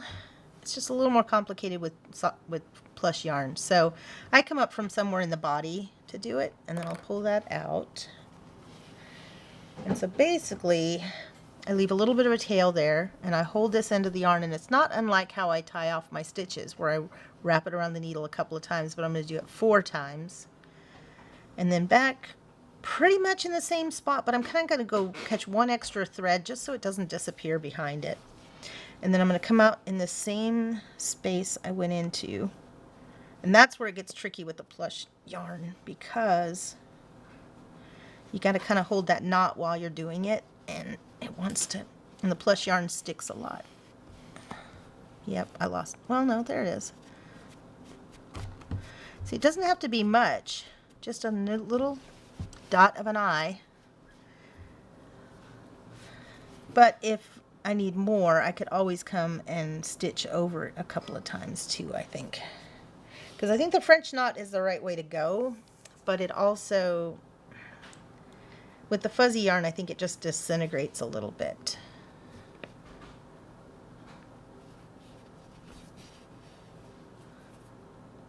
I almost wonder if I just do a little X here, that might do it. Do the French knot with an X on top. Let's see how that looks. Yeah, that's pretty nice. Just a little dot.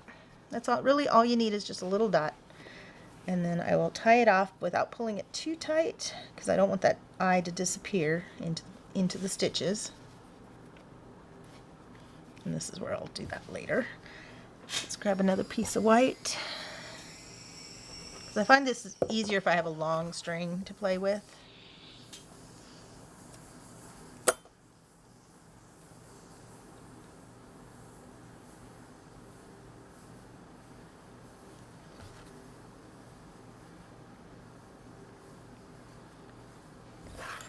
All right, now we'll do the other side. We will come up from over here, up through that single point, leaving a tail, wrap it 4 times, and you can do more. And then I'm going to try and pick up 1 thread over, and then out the same hole. Guess it wouldn't have to be the same hole because I'm not tying it off right then either. So the main challenge is it tries to pull the knot through as well. So again, I will go back up there and do a little X on top of it. Just come up just to the side of it.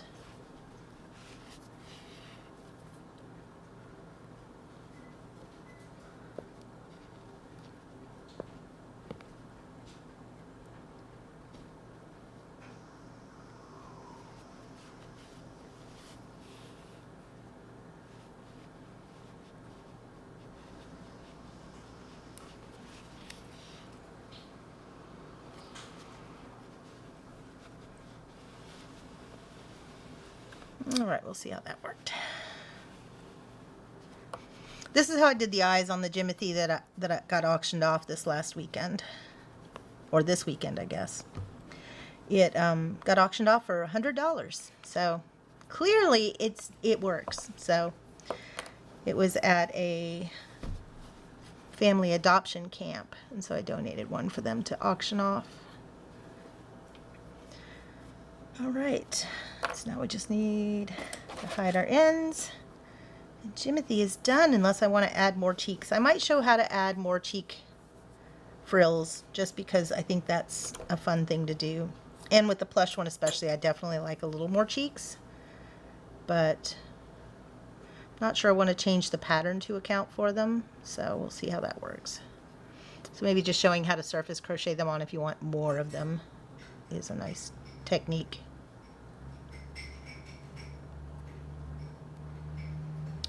Oops, I need to go through there first because those are too long.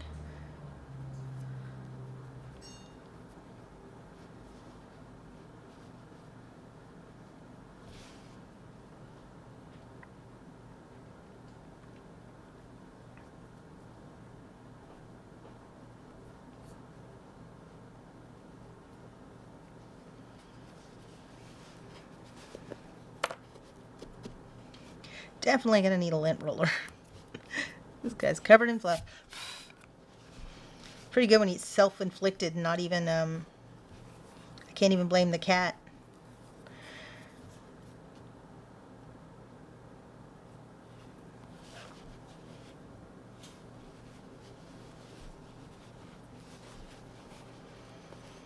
All right, well, we are just, oops, I went in the hole next to that, didn't I? No? Oh, I just caught the edge of that. So I'm used to stream Tuesdays and Sundays, but I think I'm going to reduce that to just Sundays for a little while because I'm doing a startup business course that's Tuesday nights. I probably won't see you all until next Sunday unless I get really motivated to do another stream during the week. I still might do a random day. I just won't necessarily have it scheduled because my schedule changes from week to week on some of that. So next Sunday we will probably return to the goblin that I started last week and didn't have my sound on. But he is a fun little guy because I'm making him. This is my first plush one of him I've done. So I have his little arms, and I'm using the variegated Bernat blanket mystical on this, just like I did on Jimothy. And so it's little goblin feet with little pants. Anyway, so we'll see how the goblin turns out. I'll probably start him over. But thank you all for sticking with me. And it was great meeting you, Judican. And hopefully I'll look out for your stream when you get started too. Oh, this yarn sheds so much. I hate it when one eye looks smaller than the other. So when I pulled the knot through, there it is. It pulled that knot too small.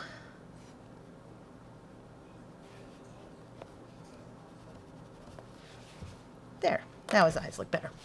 All right, well, we have another Jimothy. Oh, I was gonna show how to add the other cheeks. So if you decide that his cheeks are not fluffy enough and you want more cheek frills, not cheap thrills, but cheek frills, we just start like we did on the original one, but instead of going in back loop only, all we do is we kind of go around the post of each of these stitches right behind the cheek frills. So, and 4. So we'll start here. And you can add as much or as little as you want then. And you could even do chain 4 if you want. 2, 3, 4 if you want them to stick up a little bit more. So I'll try chain 4, single crochet with a chain 4 on these. I don't want them so big that they look like loops, but I think I can go to 4 without them doing that. So basically I'm just one row back from where the existing ones were. And there, we have more frills. So just that chain 4 I think adds just a little bit of height to it too, which makes them stick out a little more. All right, so cut that one.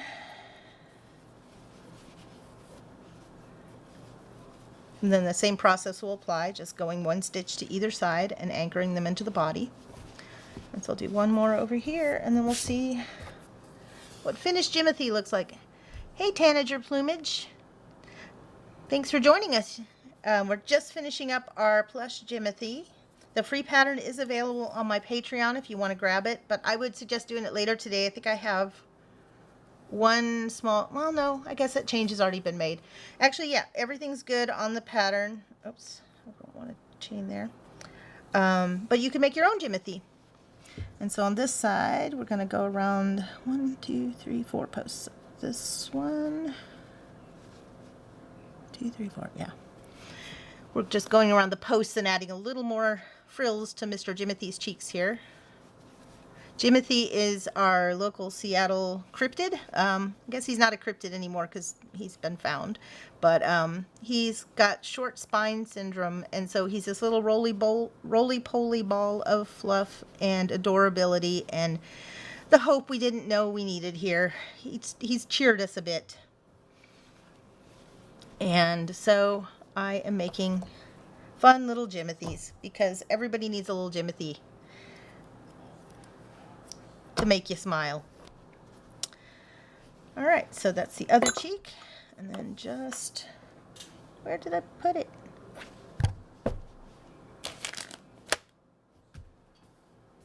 How can I lose things right in front of me? Oh well. No, I'm not going to blame you this time, Quinn. Oh wow, that's really awesome. You should make one then. Do you crochet as well?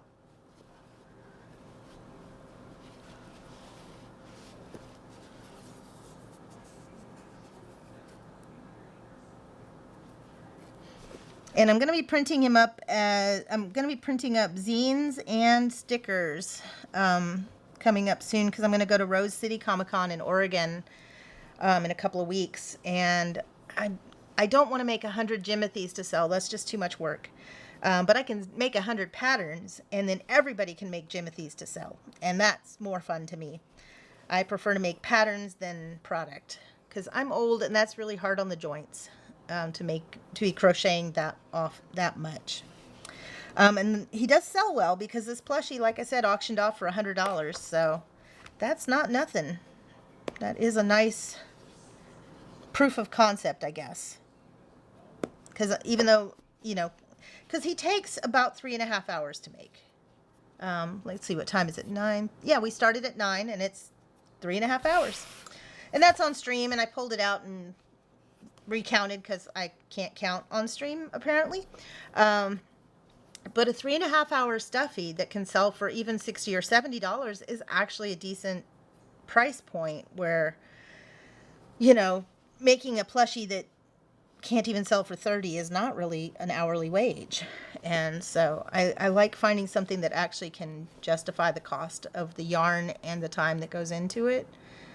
And I like that he's low sew. The mask is really all that we have to sew on other than just tucking in these ends and tying them off, which I think is minimal compared to a lot of patterns that have so much assembly involved to get a really unique shape and pattern. All right, so tuck in these last couple and we will have him say his hellos, his proper fully formed Jimothy hellos. I like the plush one better in person, but for photos, I really still love my little glitter Jimothys. These guys take the best photos. And so, but I love that I managed to get little bitty feet, and that they, when he stands up, they look like little feet and not stubs. There's so many I've seen that look like big chunky elephant feet. And I mean, I get that. It's hard to come up with, you know, a pattern that really has defined little appendages without having tiny little fiddly bits to sew. And I like to think I've come up with some techniques for that that really make it easy. He's going to need a lint roller. There's no hope for him otherwise. But now you can see he's got extra cheek frills. It just adds a little extra to him. And this eye still wants to tuck in a little more than I want it to.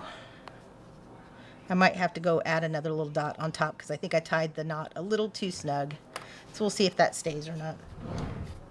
So let's see, where's my front camera?